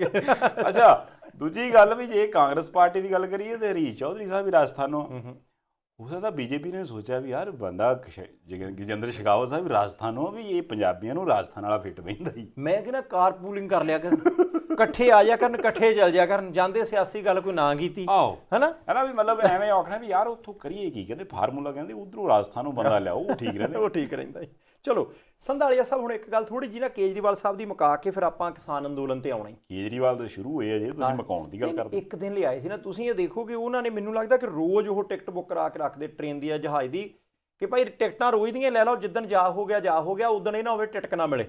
ਉਹ ਕਹਿੰਦੇ ਵੀ ਪੰਜਾਬ ਦੀਆਂ ਜਿੰਨੀਆਂ ਕੱਪੜੇ ਵਾਲੀਆਂ ਦੁਕਾਨਾਂ ਜਿੰਨਾ ਚਿਰ ਤੱਕ ਉਹਨਾਂ ਦੇ ਬਾਹਰ ਨਹੀਂ ਨਾ ਲਿਖਿਆ ਜਾਂਦਾ ਵੀ ਇੱਥੇ ਗਾਰੰਟੀ ਵਾਲੇ ਸੂਟ ਵੀ ਮਿਲਦੇ ਨੇ ਉਨੀ ਦੇਰ ਤੱਕ ਮੈਂ ਗਾਰੰਟੀਆਂ ਦੇਣੀਆਂ ਨਹੀਂ ਹਟਾਂ। ਇੱਦਾਂ ਹੀ ਆ। 2 ਸਮਾਗਮ ਉਹਨਾਂ ਨੇ ਕੀਤੇ, ਇੱਕ ਕੀਤਾ ਹੁਸ਼ਿਆਰਪੁਰ ਦੇ ਵਿੱਚ, ਦੂਸਰਾ ਕੀਤਾ ਕਰਤਾਰਪੁਰ 'ਚ। ਕਰਤਾਰਪੁਰ ਤਾਂ ਜਦੋਂ ਗਏ, ਜਲੰਧਰ ਜ਼ਿਲ੍ਹੇ ਦਾ ਹਲਕਾ ਉਹ, ਉੱਥੇ ਗਏ। ਵੈਸੇ ਮੈਂ ਦੱਸ ਦਿਆਂ ਕਿ ਪਿਛਲੀ ਵਾਰੀ ਜਿਹਨੂੰ ਆਮ ਆਦਮੀ ਪਾਰਟੀ ਨੇ, ਇੱਕ ਵੈਸੇ ਸਬਕ ਵਾਲੀ ਗੱਲ ਹੀ ਆ, ਕਰਤਾਰਪੁਰ ਤੋਂ ਟਿਕਟ ਦਿੱਤੀ ਸੀ, ਉਸ ਬੰਦੇ ਦਾ ਨਾਮ ਹੈ ਚੰਦਨ ਗਰੇਵਾਲ, ਜਲੰਧਰ ਸ਼ਹਿਰ ਦੇ ਰਹਿਣ ਵਾਲੇ ਸੀ। ਟਿਕਟ ਕਰਤਾਰਪੁਰੋਂ ਦੇ ਦਿੱਤੀ ਕਿ ਭਾਈ ਇੱਕ ਖਾਸ ਵਰਗ ਵਿਸ਼ੇਸ਼ ਦੇ ਨਾਲ ਸੰਬੰਧ ਰੱਖਦੇ ਆ, ਵੋਟਾਂ ਸਾਰੇ ਪੰਜਾਬ 'ਚੋਂ ਮਿਲਣਗੀਆਂ। ਕਰਤਾਰਪੁਰ ਦੇ ਆਪਣੇ ਬਹੁਤ ਸਾਰੇ ਆਮ ਆਦਮੀ ਪਾਰਟੀ ਦੇ ਲੀਡਰ ਸੀ, ਭਾਵੇਂ ਉਹ ਬਹੁਤ ਜ਼ਿਆਦਾ ਪਰਪੱਕ ਜਾਂ ਪ੍ਰਸਿੱਧ ਨਹੀਂ ਸੀ, ਉਹਨਾਂ ਨੂੰ ਛੱਡ ਦਿੱਤਾ, ਬੰਦੇ ਬਾਹਰ ਨੂੰ ਟਿਕਟ ਦੇ ਦਿੱਤੀ। ਉਹ ਆਏ, ਲੋਕਾਂ ਵੋਟਾਂ ਚੋਖੀਆਂ ਪਾਈਆਂ, ਨੰਬਰ ਤੀਸਰੇ ਤੇ ਆਏ, ਪਰ ਵੋਟਾਂ ਬਹੁਤ ਸੀ। ਬਸ ਜਿੱਦਾਂ ਆਏ ਸੀ ਉਦਾਂ ਹੀ ਮੁੜ ਗਏ। ਉਹ ਤੂੰ ਜਿੰਨਾ ਭੇਜੇ ਉਹਨਾਂ ਸਾਧ ਹੀ ਲੈਣੇ। ਮੈਂ ਉਹੀ ਗੱਲ ਕਰਦਾ ਨਾ, ਅੱਜ ਕੱਲ੍ਹ ਉਹ ਹੋਰ ਪਾਸਿਓਂ ਅਕਾਲੀ ਦਲ ਵੱਲੋਂ ਕੈਂਡੀਡੇਟ ਨੇ। ਇਸ ਕਰਕੇ ਜੇ ਕੇਜਰੀਵਾਲ ਸਾਹਿਬ ਕਰਤਾਰਪੁਰ ਆਏ, ਠੀਕ ਹੈ, ਤੁਸੀਂ ਬੀਬੀਆਂ ਦੇ ਗਰੰਟੀ ਕਾਰਡ, ਉਹ 1000 ਰੁਪਈਏ ਵਾਲੇ, ਹੋਰ ਸਾਰੇ ਭਰਾ ਆਪ ਵੰਡੇ ਕਾਰਡ, ਉਹ ਕਹਿੰਦੇ ਕੈਪਟਨ ਸਾਹਿਬ ਵਾਲਾ ਗਰੰਟੀ ਕਾਰਡ ਨਹੀਂ ਹੈ, ਇਹ ਕੇਜਰੀਵਾਲ ਵਾਲਾ। ਤੇ ਕੇਜਰੀਵਾਲ ਜੋ ਕਹਿੰਦਾ ਉਹ ਕਰਦਾ। ਬੀਬੀ ਜੀ ਨਾਲ ਹੀ ਨਾ ਆਹ ਇੱਕ ਰਜਿਸਟ੍ਰੇਸ਼ਨ ਨੰਬਰ ਹੈ, ਇੱਥੇ ਟੈਲੀਫੋਨ ਕਰਕੇ ਆਪਣੇ ਆਪ ਨੂੰ ਰਜਿਸਟਰਡ ਕਰਾ ਲਓ, 1000 ਰੁਪਈਏ ਦੀ ਮਹੀਨੇ ਦੀ ਗਰੰਟੀ ਹੈ। ਪਰ ਠੀਕ ਹੈ ਕੇਜਰੀਵਾਲ ਸਾਹਿਬ, ਤੁਸੀਂ ਗਰੰਟੀਆਂ ਦਿਓ, ਤੁਸੀਂ ਵਧੀਆ ਮੁੱਦੇ ਚੱਕੋ, ਕੋਈ ਗੱਲ ਨਹੀਂ, ਪਰ ਜਦੋਂ ਕੈਂਡੀਡੇਟ ਲੈਣੇ ਆ ਜਾਂ ਉਮੀਦਵਾਰੀ ਦਾ ਐਲਾਨ ਕਰਨਾ, ਉਦੋਂ ਧਿਆਨ ਰੱਖਿਓ। ਨਹੀਂ ਤਾਂ ਪਿਛਲੀ ਵਾਰੀ ਪਤਾ ਹੀ ਨਹੀਂ ਲੱਗਦਾ ਸੀ, ਘਰੋਂ ਤਾਂ 2 ਟਰਾਲੀਆਂ ਪਾ ਕੇ ਤੁਰਦੇ ਸੀ, ਮੁੜ ਕੇ ਟਰੈਕਟਰ ਦੇ ਪਿੱਛੇ ਹੀ 4 ਬੰਦੇ ਖੜੇ ਰਹਿ ਗਏ। ਨਹੀਂ ਮਤਲਬ ਇਹ ਜ਼ਰੂਰੀ ਆ ਵੀ ਲੋਕਾਂ ਦੇ ਨਾਲ ਘੱਟੋ ਘੱਟ ਬੰਦਿਆਂ ਦੀ ਗਰੰਟੀ ਵੀ ਹੋਵੇ, ਗਰੰਟੀ ਹੈ ਨਾ, ਵੀ ਇਹ ਨਾ ਹੋਵੇ ਮਤਲਬ ਬੰਦਾ ਅੱਜ ਤੱਕ ਆਪਣੇ ਨਾਲ ਤੁਰਿਆ ਫਿਰਦਾ, ਮੁੜ ਕੇ ਮਹੀਨੇ 3 ਨਾ ਲੰਘਣ ਤੇ ਜੇ ਹਾਰ ਜਾਵੇ ਤੇ ਉਦੋਂ ਬਾਅਦ ਕਿਤੇ ਹੋਰ ਤੁਰਿਆ ਫਿਰਿਆ ਨਾ। ਅੱਛਾ ਚਲੋ ਕੇਜਰੀਵਾਲ ਸਾਹਿਬ ਇੱਧਰ ਤਾਂ ਆਈ ਆਏ, ਪਰ ਨਾਲ ਜਿਹੜੀਆਂ ਉਹਨਾਂ ਨੇ ਹੁਣ ਗਰੰਟੀਆਂ, ਜੇ ਮੈਂ ਗਲਤ ਨਹੀਂ ਤੇ ਸ਼ਾਇਦ ਹੁਸ਼ਿਆਰਪੁਰ ਜ਼ਿਲ੍ਹੇ ਜਾ ਕੇ ਦਿੱਤੀਆਂ ਜੀ, ਕਿਉਂਕਿ ਹੁਣ ਇੱਕ ਵੱਖਰੇ ਵਰਗ ਵਿਸ਼ੇਸ਼ ਨਾਲ ਸੰਬੰਧਿਤ ਜਦੋਂ ਸਮਾਗਮ ਸੀਗਾ, ਉੱਥੇ ਜਿਹੜੀਆਂ ਗੱਲਾਂ ਉਹਨਾਂ ਨੇ ਕੀਤੀਆਂ, ਖਾਸ ਤੌਰ ਤੇ ਪੜ੍ਹਾਈ ਤੋਂ ਲੈ ਕੇ ਸਿਹਤ ਤੇ ਸਿਹਤ ਤੋਂ ਲੈ ਕੇ ਉਹ 1000 ਰੁਪਈਏ ਵਾਲੀ ਗੱਲ ਉੱਥੇ ਵੀ ਕਰ ਦਿੱਤੀ।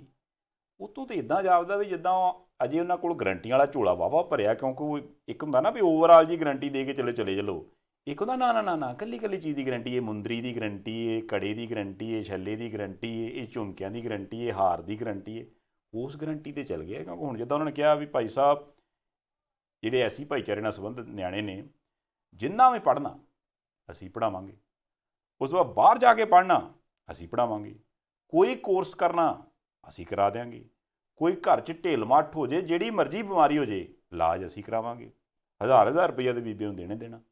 ਸੰਧਾਲੀਆ ਸਾਹਿਬ ਦੇਖੋ, ਇੱਕ ਗੱਲ ਤਾਂ ਹੈਗੀ ਆ ਕਿ ਪੰਜਾਬ ਦੇ ਵਿੱਚ ਅਨੁਸੂਚਿਤ ਜਾਤੀ ਭਾਈਚਾਰੇ ਦੀਆਂ ਵੋਟਾਂ ਬਹੁਤ ਜ਼ਿਆਦਾ ਨੇ। ਸਿਆਸਤਦਾਨਾਂ ਨੂੰ ਇਸ ਗੱਲ ਦੇ ਨਾਲ ਕੋਈ ਲੈਣਾ ਦੇਣਾ ਨਹੀਂ ਕਿ ਉਹ ਜ਼ਮੀਨ ਤੇ ਰਹਿੰਦੇ ਆ, ਕੋਠੇ ਤੇ ਰਹਿੰਦੇ ਆ, ਹਵਾ 'ਚ ਰਹਿੰਦੇ ਆ, ਕੀ ਖਾਂਦੇ ਆ, ਕਿੱਦਾਂ ਜੀਵਨ ਨਿਰਵਾਹ ਕਰਦੇ, ਕੋਈ ਲੈਣਾ ਦੇਣਾ ਨਹੀਂ। ਜੇ ਲੈਣਾ ਦੇਣਾ ਹੁੰਦਾ ਤੇ ਅੱਜ ਉਹਨਾਂ ਦੇ ਲਈ ਵੱਖਰੀਆਂ ਗਰੰਟੀਆਂ ਦੀ ਲੋੜ ਨਹੀਂ ਸੀ ਪੈਣੀ। ਹੁਣ ਸੁਖਬੀਰ ਸਿੰਘ ਬਾਦਲ ਸਾਹਿਬ ਨੇ ਕਿਹਾ ਸੀ ਨਾ, ਉਪ ਮੁੱਖ ਮੰਤਰੀ ਬਣਾਵਾਂਗੇ ਇਸ ਭਾਈਚਾਰੇ 'ਚੋਂ। ਅੱਛਾ, ਨਹੀਂ ਮੈਂ ਸ਼ਾਇਦ ਕਹਿਣ ਲੱਗੇ ਵੀ ਆਲੂ ਦੇਾਂਗੇ। ਨਹੀਂ, ਆਲੂ ਨਹੀਂ, ਆਲੂ ਤਾਂ ਦੇਣਾ ਹੀ ਦੇਣਾ, ਬੋਰੀ ਦੇਣੀ ਹੈ। ਓਕੇ। ਉਹਦੇ ਤੋਂ ਬਾਅਦ ਇਹਨਾਂ ਨੇ ਫਿਰ ਭਾਜਪਾ ਨੇ ਕਿਹਾ ਸੀ ਅਸੀਂ ਮੁੱਖ ਮੰਤਰੀ ਬਣਾਵਾਂਗੇ। ਹੁਣ ਉਹ ਚੇਤਾ ਭੁਲਾਉਂਦੇ ਆ ਕਿ ਰੱਖਦੇ ਆ, ਪਤਾ ਨਹੀਂ। ਕਾਂਗਰਸ ਪਾਰਟੀ ਨੇ ਚੰਨੀ ਸਾਹਿਬ ਨੂੰ ਮੁਖਤਿਆਰੀ ਦੇ ਦਿੱਤੀ ਤੇ ਕੇਜਰੀਵਾਲ ਸਾਹਿਬ ਨੇ ਤਾਂ ਕੁਛ ਨਾ ਕੁਛ ਕਹਿਣਾ ਹੀ ਸੀ। ਚਲੋ ਠੀਕ ਹੈ, ਉਹ ਕਹਿ ਰਹੇ ਨੇ। ਇੱਕ ਚੀਜ਼ ਜੇ ਉਹ ਸਮਰੱਥ ਹੋ ਕੇ ਕਹਿੰਦੇ ਕਿ ਭਾਈ ਅਸੀਂ ਹਰ ਇੱਕ ਜ਼ਿਲ੍ਹੇ ਦੇ ਵਿੱਚ ਜਾਂ ਹਰ ਇੱਕ ਵਿਧਾਨ ਸਭਾ ਹਲਕੇ ਦੇ ਵਿੱਚ ਜਿਹੜੇ ਮੁਕਾਬਲੇ ਦੇ ਇਮਤਿਹਾਨ ਨੇ, ਕੰਪੀਟੀਟਿਵ ਐਗਜ਼ਾਮ ਜਿਹੜੇ ਹੁੰਦੇ ਆ, ਅਸੀਂ ਉਹਦਾ ਕੋਚਿੰਗ ਸੈਂਟਰ ਬਣਾਵਾਂਗੇ ਤੇ ਸਾਰੇ ਤੁਸੀਂ ਮੁਫਤ ਐਜੂਕੇਸ਼ਨ ਉੱਥੇ ਹਾਸਲ ਕਰਿਓ, ਕੋਈ ਗੱਲ ਹੀ ਨਹੀਂ। ਚਲੋ ਕੋਈ ਨਹੀਂ, ਅਸੀਂ ਕਹਿੰਦੇ ਕਿ ਬਰੋਡ ਰੱਖਣ, ਸਾਰਾ ਕੁਝ ਵਿਸਥਾਰ 'ਚ ਰੱਖਣ। ਉਹ ਕਹਿੰਦੇ ਜੀ ਤੁਸੀਂ ਕੋਈ ਕੋਚਿੰਗ ਲੈਣੀ ਹੈ ਅਸੀਂ ਦਵਾਵਾਂਗੇ, ਕੋਈ ਗੱਲ ਨਹੀਂ। ਤੁਸੀਂ MA ਤੱਕ ਪੜ੍ਹਨਾ ਹੈ, ਮੁਫਤ ਪੜ੍ਹੋਗੇ। ਤੁਹਾਡੇ ਪਰਿਵਾਰ ਦਾ ਕੋਈ ਜੀ ਬਿਮਾਰ ਹੋ ਗਿਆ, ਅਸੀਂ ਦੇਵਾਂਗੇ ਸਾਰਾ ਕੁਝ, ਤੁਸੀਂ ਘਬਰਾਉਣਾ ਨਹੀਂ। ਚੰਗੀ ਤੇ ਮੁਫਤ ਸਿੱਖਿਆ ਦੇਵਾਂਗੇ। ਵੈਸੇ ਸਿੱਖਿਆ ਪੰਜਾਬ ਦੇ ਵਿੱਚ ਕਾਗਜ਼ੀ ਪੱਤਰੀ ਮੁਫਤ ਹੈ ਪਹਿਲਾਂ ਹੀ। ਬੱਚੀਆਂ ਨੂੰ ਤਾਂ PhD ਤੱਕ ਐਲਾਨ ਪਿਛਲੇ ਦੇਖ ਲਓ, ਮੈਂ ਨਹੀਂ ਕਹਿੰਦਾ ਕੇਜਰੀਵਾਲ ਸਾਹਿਬ ਨੇ ਕਰਨਾ ਨਹੀਂ, PhD ਤੱਕ ਪੰਜਾਬ ਦੀਆਂ ਲੜਕੀਆਂ ਦੇ ਲਈ ਐਜੂਕੇਸ਼ਨ ਮੁਫਤ ਹੈ। ਜੇ ਮੇਰੀ ਗੱਲ ਗਲਤ ਲੱਗਦੀ ਹੈ ਤਾਂ 5 ਸਾਲ ਪਹਿਲਾਂ 2017 ਦੀਆਂ ਵਿਧਾਨ ਸਭਾ ਚੋਣਾਂ ਤੋਂ ਪਹਿਲਾਂ ਦੇ ਬਿਆਨ ਦੇਖ ਲਓ।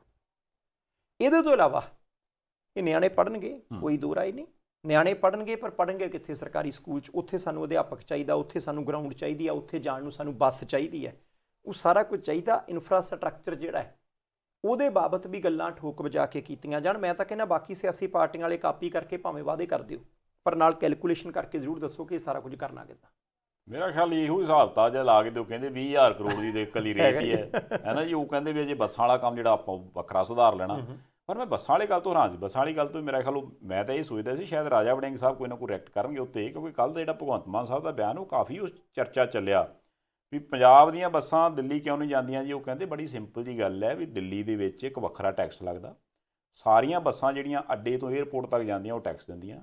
ਰਾਜਾ ਵੜਿੰਗ ਸਾਹਿਬ ਸਰਕਾਰੀ ਬੱਸਾਂ ਦਾ ਟੈਕਸ ਭਰ ਦੇਣ, ਸਵੇਰ ਤੋਂ ਬੱਸਾਂ ਚਲੇ ਜਾਣਗੀਆਂ। ਇਹ ਭਗਵੰਤ ਮਾਨ ਹੋਰਾਂ ਨੇ ਕਿਹਾ ਆਪਣੇ ਨਾਲ ਗੱਲ ਮੈਨੂੰ ਹੋਰ ਲੱਗਦੀ ਆ, ਮੈਨੂੰ ਲੱਗਦਾ ਕਿ ਚਾਹੀਦਾ ਭਗਵੰਤ ਮਾਨ ਹੋਰੀ ਜੇ ਪ੍ਰੋਗਰਾਮ ਉਹਨਾਂ ਤੱਕ ਕਿਸੇ ਤਰੀਕੇ ਪਹੁੰਚ ਜਾਏ ਕਿ ਅਰਵਿੰਦ ਕੇਜਰੀਵਾਲ ਹੋਰਾਂ ਨੂੰ ਰਾਜਾ ਵੜਿੰਗ ਸਾਹਿਬ ਨੇ ਚਿੱਠੀ ਲਿਖੀ ਹੈ ਬੜੀ ਪੁਰਾਣੀ, ਤੇ ਚਿੱਠੀ ਦਾ ਜਵਾਬ ਚਿੱਠੀ 'ਚ ਦੇਣ ਕਿ ਭਾਈ ਆਹ ਚਿੱਠੀ ਹੈ, ਆਹ ਸਾਡੇ ਇੱਥੇ ਸੂਬੇ ਦੇ ਜਿਹੜੇ ਆ ਉਹ ਰੂਲ ਨੇ, ਨਿਯਮ ਨੇ, ਇਹਦੇ ਤਹਿਤ ਜੇ ਤੁਸੀਂ ਸਰਕਾਰੀ ਬੱਸਾਂ ਜਿਹੜੀਆਂ ਚਾਹੁੰਦੇ ਹੋ ਕਿ ਦਿੱਲੀ ਹਵਾਈ ਅੱਡੇ ਤੱਕ ਪਹੁੰਚਾਉਣੀਆਂ, ਉਹਨਾਂ ਦਾ ਟੈਕਸ ਜੇ ਸਾਨੂੰ ਭਰ ਦਿਓ ਤਾਂ ਤੁਸੀਂ 24, 48, 72 ਜਾਂ 96 ਘੰਟੇ ਦੇ ਵਿੱਚ ਅਸੀਂ ਤੁਹਾਨੂੰ ਪ੍ਰਵਾਨਗੀ ਦੇਵਾਂਗੇ। ਲੈ ਲਓ 4 ਦਿਨ, ਅਸੀਂ ਨਹੀਂ ਕਹਿੰਦੇ ਅਗਲੇ ਦਿਨ ਹੀ ਚਲਾਓ, ਪਰ ਇੱਕ ਲਿਖਤੀ ਚਿੱਠੀ ਜਾਰੀ ਕਰਾ ਦਿਓ। ਜੇ ਲਿਖਤੀ ਚਿੱਠੀ ਜਾਰੀ ਹੋ ਜੂ ਤਾਂ ਅਗਲਾ ਬੰਦਾ ਕੱਲ੍ਹ ਨੂੰ ਕਹਿਣ ਵਾਲਾ ਕੋਈ ਨਹੀਂ। ਹਾਂ ਨਹੀਂ, ਇਹ ਕੱਲ ਦਾ ਪੇਚਾ ਪਿਆ। ਚਲੋ ਜੇ ਗੱਲ ਨਹੀਂ ਪਹੁੰਚੀ ਤੇ ਜ਼ਰੂਰ ਪਹੁੰਚਦੀ ਹੋ ਜਾਵੇ, ਕਿਉਂਕਿ ਇਹ ਤਾਂ ਮੇਰੇ ਖਿਆਲ ਨਾਲ ਆਪਾਂ ਬੜੀ ਦੇਰ ਤੋਂ ਕਹਿਣ ਡਿਆ ਵੀ ਕੇਜਰੀਵਾਲ ਸਾਹਿਬ ਮੇਰੇ ਖਿਆਲ ਨਾਲ ਪਹਿਲੀ ਕਿ ਦੂਜੀ ਵਾਰ ਆਏ ਸੀ ਜਦੋਂ ਉਹਨੇ ਚਿੱਠੀ ਲਿਖੀ ਹੈ ਜੀ, ਤੇ ਉਹ ਚਿੱਠੀ ਦੇ ਕੰਮ, ਜੇ ਚਿੱਠੀ ਆਦਾਨ ਪ੍ਰਦਾਨ ਹੋ ਜਾਵੇ ਕਿਤੇ ਜੀ ਤਾਂ ਬਹੁਤ ਇਹ ਮਸਲਾ ਹੱਲ ਹੋ ਜਾਵੇ ਜੀ। ਹੁਣ ਸੰਧਾਲੀਆ ਸਾਹਿਬ ਆਪਾਂ ਕਿਸਾਨ ਅੰਦੋਲਨ ਵਾਲੇ ਪਾਸੇ ਚੱਲੀਏ ਜੀ। ਐਂ ਲੱਗਦਾ ਕਿ ਭਾਈ ਜਿੱਤ ਤੋਂ ਕਹਿ ਲਓ, ਸਮਾਪਤੀ ਤੋਂ ਕਹਿ ਲਓ, ਕਿਸੇ ਵੀ ਤਰੀਕੇ ਕਹਿ ਲਓ, ਜੇ ਦੋਨੋਂ ਧਿਰਾਂ ਇਮਾਨਦਾਰੀ ਦੇ ਨਾਲ ਸੁਹਿਰਦ ਰਹਿਣ, ਸਰਕਾਰ ਵੀ ਕਿਸਾਨ ਧਿਰਾਂ ਵੀ, ਤਾਂ ਆਖਰੀ ਕਦਮ ਹੀ ਨੇ। ਹੁਣ ਜਿੱਦਾਂ ਹੀ ਨੇਪਰੇ ਚੜ ਗਿਆ ਉਹਦੇ ਤੋਂ ਬਾਅਦ ਸੰਯੁਕਤ ਕਿਸਾਨ ਮੋਰਚਾ ਫਿਰ ਕਹਿ ਸਕਦਾ ਕਿ ਭਾਈ ਆਪਾਂ ਹੁਣ ਇਸ ਤਰੀਕੇ ਦੇ ਨਾਲ ਘਰ ਵਾਪਸੀ ਕਰਾਂਗੇ। ਅਜੇ ਕਿਹਾ ਨਹੀਂ ਉਹਨਾਂ ਨੇ, ਉਹ ਕਹਿੰਦੇ ਅੰਦੋਲਨ ਚੱਲਦਾ ਰਹੂਗਾ, ਕੋਈ ਬੰਦਾ ਗਲਤਫਹਿਮੀ 'ਚ ਨਾ ਰਹੇ, ਕਿਉਂਕਿ ਕੇਂਦਰ ਸਰਕਾਰ ਦੇ ਲਈ 5 ਮੈਂਬਰੀ ਕਮੇਟੀ ਇਹਨਾਂ ਨੇ ਬਣਾਤੀ ਸੀ, ਉਹਨਾਂ ਨੇ ਲਿਖਤੀ ਨਹੀਂ ਸੀ ਭੇਜਿਆ, ਤੇ ਜਦੋਂ ਫਿਰ ਬੀਤੇ ਕੱਲ ਮੀਟਿੰਗ ਹੋਣੀ ਸੀ ਅਗਲਿਆਂ ਲਿਖਤੀ ਭੇਜ ਦਿੱਤਾ ਕਿ ਭਾਈ ਤੁਹਾਡੀਆਂ ਮੰਗਾਂ ਅਸੀਂ ਪ੍ਰਵਾਨ ਕਰਾਂਗੇ। ਇਹਨਾਂ ਨੇ ਫਿਰ ਪਹਿਲਾਂ 5 ਮੈਂਬਰੀ ਕਮੇਟੀ ਨੇ ਮੀਟਿੰਗ ਕੀਤੀ, ਫਿਰ ਸੰਯੁਕਤ ਕਿਸਾਨ ਮੋਰਚੇ ਦੀ ਵਿਸਥਾਰ 'ਚ ਮੀਟਿੰਗ ਹੋਈ ਪੌਣੇ 5 ਘੰਟੇ, ਤੇ ਉਸ ਮੀਟਿੰਗ ਦੇ ਵਿੱਚ ਇਹਨਾਂ ਨੇ 3 ਕੁ ਚੀਜ਼ਾਂ ਹੋਰ ਕਹੀਆਂ। ਉਹ ਕਹਿੰਦੇ ਜੀ ਅਸੀਂ ਕੱਲ੍ਹ ਨੂੰ, ਜਾਣੀ ਕਿ ਅੱਜ 2 ਵਜੇ ਮੀਟਿੰਗ ਫਿਰ ਰੱਖ ਲੈਂਦੇ ਹਾਂ, ਸਰਕਾਰ ਇਹਨਾਂ 3 ਮੁੱਦਿਆਂ ਤੇ ਮੜ ਜਾ ਸਾਨੂੰ ਕਲੀਅਰ ਕਰ ਦੇਵੇ। ਪਹਿਲਾ ਕਿ ਜਿਹੜੇ ਪਰਚੇ ਨੇ, ਕਹਿੰਦੇ ਸਰਕਾਰ ਨੇ ਕਿਹਾ ਸੀ ਕਿ ਪਰਚੇ ਜਿਹੜੇ ਆ ਉਹ ਪਹਿਲਾਂ ਤੁਸੀਂ ਵਾਪਸ ਚਲੇ ਜਾਓ, ਪਰਚੇ ਵਾਪਸ ਲੈ ਲਾਂਗੇ, ਅੰਦੋਲਨ ਚੱਕ ਲਓ। ਦੂਸਰਾ ਕਮੇਟੀ ਦਾ ਸੀ ਕਿ ਜਿਹੜੀ ਘੱਟੋ ਘੱਟ ਸਮਰਥਨ ਮੁੱਲ ਵਾਲੀ ਕਮੇਟੀ ਹੈ, ਇਹਨਾਂ ਨੇ ਕਿਹਾ ਜੀ ਤੁਸੀਂ ਕਿਹਾ ਕਿਸਾਨਾਂ ਨੂੰ ਵਿੱਚ ਰੱਖਾਂਗੇ। ਉਹ ਕਹਿੰਦੇ ਕਿ ਉਹ ਕਿਸਾਨ ਨਾ ਮੁੜ ਕੇ ਸਾਡੇ ਬਰਾਬਰ ਰੱਖ ਲਿਓ ਜਿਹੜੇ ਕਹਿੰਦੇ ਆ ਕਿ MSP ਕਦੇ ਮਿਲ ਹੀ ਨਹੀਂ ਸਕਦੀ, ਫਿਰ ਕੱਲ੍ਹ ਨੂੰ ਉਹ ਫੈਸਲਾ ਹੀ ਨਹੀਂ ਹੋ ਸਕਣਾ। ਨਾਲੇ ਕੁੱਲ ਕਿੰਨੇ ਮੈਂਬਰ ਹੋਣਗੇ ਤੇ ਸਾਡੇ ਕਿੰਨੇ ਫੀਸਦੀ ਹੋਣਗੇ, ਨਾ ਹੋਵੇ 25 ਮੈਂਬਰ ਹੁਣ ਸਾਡੇ 5 ਰੱਖ ਲਓ, 20 ਤੁਹਾਡੇ ਕੰਮ ਫਿਰ ਨਿਪਰੇ ਚੜੇ ਨਹੀਂ। ਇਸੇ ਹੀ ਤਰੀਕੇ ਮੁਆਵਜ਼ੇ ਦੇ ਬਾਬਤ ਉਹ ਕਹਿੰਦੇ ਜੀ ਤੁਸੀਂ ਕਿਹਾ ਸਿਧਾਂਤਕ, ਕਹਿੰਦੇ ਪੰਜਾਬ ਵਾਲਾ ਫਾਰਮੂਲਾ 5 ਲੱਖ ਰੁਪਈਆ ਤੇ ਸਰਕਾਰੀ ਨੌਕਰੀ, ਜੇ ਇਦਾਂ ਕਰਦੇ ਹੋ ਕੱਲ ਤੱਕ ਸਾਨੂੰ ਲਿਖਤੀ ਦੇ ਦਿਓ ਤੇ ਅਸੀਂ ਅੱਜ 2 ਵਜੇ ਹੋਣ ਵਾਲੀ ਮੀਟਿੰਗ 'ਚ ਕੁਝ ਫੈਸਲਾ ਲੈਣ ਨਾਲ ਬਣੀਏ। ਇਹ ਮੇਰੇ ਖਿਆਲ ਨਾਲ ਗੱਲ ਹੁਣ ਤਾਂ ਨਿਬੜਨ ਵਾਲੀ ਆ, ਪਰ ਫਿਰ ਵੀ ਕਈ ਇਤਰਾਜ਼ ਤੇ ਆਉਂਦੇ ਸੀ ਵੀ ਯਾਰ ਹੁਣ ਕੀ ਰਹਿ ਗਿਆ। ਉਹ ਤਾਂ ਕਹਿੰਦੇ ਆ ਵੀ ਆਹ ਵੇਖੋ ਲਿਖਤੀ ਵੀ ਆ ਗਿਆ। ਤਾਂ ਮੈਨੂੰ ਲੱਗਦਾ ਵੀ ਚਲੋ ਆਪਾਂ ਇਹ ਇੰਨਾ ਕੁ ਜ਼ਰੂਰ ਯਾਦ ਕਰਾ ਦਈਏ ਵੀ ਜਿੱਦਣ ਮੋਦੀ ਸਾਹਿਬ ਨੇ ਉਹ ਕਾਨੂੰਨ ਰੱਦ ਕਰਨ ਦੀ ਗੱਲ ਕੀਤੀ ਸੀ, ਜੇ ਮੈਂ ਗਲਤ ਨਹੀਂ ਤੇ ਉਦੋਂ ਅਗਲੇ ਦਿਨ ਜਾਂ ਉਦੋਂ 1 ਦਿਨ ਬਾਅਦ ਅਨਿਲ ਘਨੌਤ ਸਾਹਿਬ ਦਾ ਇੱਕ ਬਿਆਨ ਆਇਆ ਸੀ ਜਿਹਦੇ 'ਚ ਉਹਨਾਂ ਨੇ ਕਿਹਾ ਸੀ ਵੀ ਮੈਂ ਮੋਦੀ ਸਾਹਿਬ ਨੂੰ ਕਿਹਾ ਵੀ ਇਹ ਤੁਸੀਂ ਬਹੁਤ ਗਲਤ ਕਰ ਰਹੇ ਹੋ ਜੀ, ਇਹਦੀ ਬਹੁਤ ਲੋੜ ਸੀਗੀ। ਫਿਰ ਉਹਨਾਂ ਨੇ ਇਹ ਵੀ ਕਿਹਾ ਸੀਗਾ ਵੀ ਮਹਾਰਾਜ ਇਹ ਸਾਰਾ ਕੁਝ ਜਾਂ ਤਾਂ ਸਾਨੂੰ ਸੁਪਰੀਮ ਕੋਰਟ ਕਹਿ ਦੇਵੇ ਜਾਂ ਅਸੀਂ ਆਪ ਨਸ਼ਰ ਕਰ ਦਿੰਦੇ ਵੀ ਜਿਹੜੇ ਅਸੀਂ ਸੁਝਾਅ ਦਿੱਤੇ ਨੇ ਉਹ ਸੁਝਾਅ ਬੜੇ ਜ਼ਰੂਰੀ ਨੇ ਖੇਤੀ ਦੇ ਲਈ ਤੇ ਅਸੀਂ ਉਹ ਨਸ਼ਰ ਕਰਨੇ ਚਾਹੁੰਦੇ। ਇਹਦਾ ਮਤਲਬ ਸੁਝਾਅ ਆਲਰੇਡੀ ਲਿਖੇ ਹੋਏ ਆ। ਫਿਰ ਉਹਨਾਂ ਨੇ ਇਹ ਵੀ ਕਿਹਾ ਸੀ ਵੀ ਜੇ ਬਹੁਤੀ ਗੱਲ ਹੈ ਤਾਂ 1 ਲੱਖ ਬੰਦਾ ਅਸੀਂ ਇਕੱਠਾ ਕਰ ਦਾਂਗੇ ਦਿੱਲੀ। ਹੁਣ ਇਹਦਾ ਮਤਲਬ ਇਹ ਹੋ ਗਿਆ ਵੀ ਇੱਕ ਧਿਰ ਤਾਂ ਕੋਈ ਨਾ ਕੋਈ ਐਸੀ ਹੈਗੀ ਆ ਜਿਹੜੀ ਧਿਰ ਨੂੰ ਇਹ ਲੱਗਦਾ ਵੀ ਜਿਹੜੇ ਕਾਨੂੰਨ ਲਿਆਂਦੇ ਗਏ ਸੀ ਉਹ ਚੰਗੇ ਨੇ ਜਾਂ ਉਹਨਾਂ ਦੇ ਹਿਸਾਬ ਨਾਲ ਜਿਹੜੀ ਖੇਤੀ ਅਸੀਂ ਕਰਾਂਗੇ ਤੇ ਉਹ ਕਿਸਾਨਾਂ ਦਾ ਫਾਇਦਾ ਕਰ ਸਕਦੀ ਹੈ। ਤੇ ਜਿਹੜੀ ਚੀਜ਼ ਨੂੰ ਮੇਰੇ ਖਿਆਲ ਨਾਲ ਇੰਨੇ ਲੰਮੇ ਚੌੜੇ ਸੰਘਰਸ਼ ਤੋਂ ਬਾਅਦ ਕਿਸਾਨ ਜਥੇਬੰਦੀਆਂ ਨੇ ਕਿਹਾ ਵੀ ਸਾਡਾ ਇਹਦੇ 'ਚ ਫਾਇਦਾ ਹੈ ਨਹੀਂ, ਜੇ ਇੰਨਾ ਸੰਘਰਸ਼ ਲੜਨ ਦੇ ਬਾਅਦ, ਇੰਨੀਆਂ ਸ਼ਹੀਦੀਆਂ ਹੋਣ ਦੇ ਬਾਅਦ, ਇੰਨਾ ਕੁਛ ਕਰਨ ਦੇ ਬਾਅਦ ਉਹ ਦੁਬਾਰਾ MSP ਦੇ ਵਿੱਚ ਮੇਜ਼ ਦੇ ਆਮਣੇ ਸਾਹਮਣੇ ਫਿਰ ਉਹ ਬੰਦੇ ਬੈਠੇ ਹੋਣ ਤੇ ਫਿਰ ਉਹਦਾ ਫਾਇਦਾ ਵੀ ਕੀ ਹੋਊ।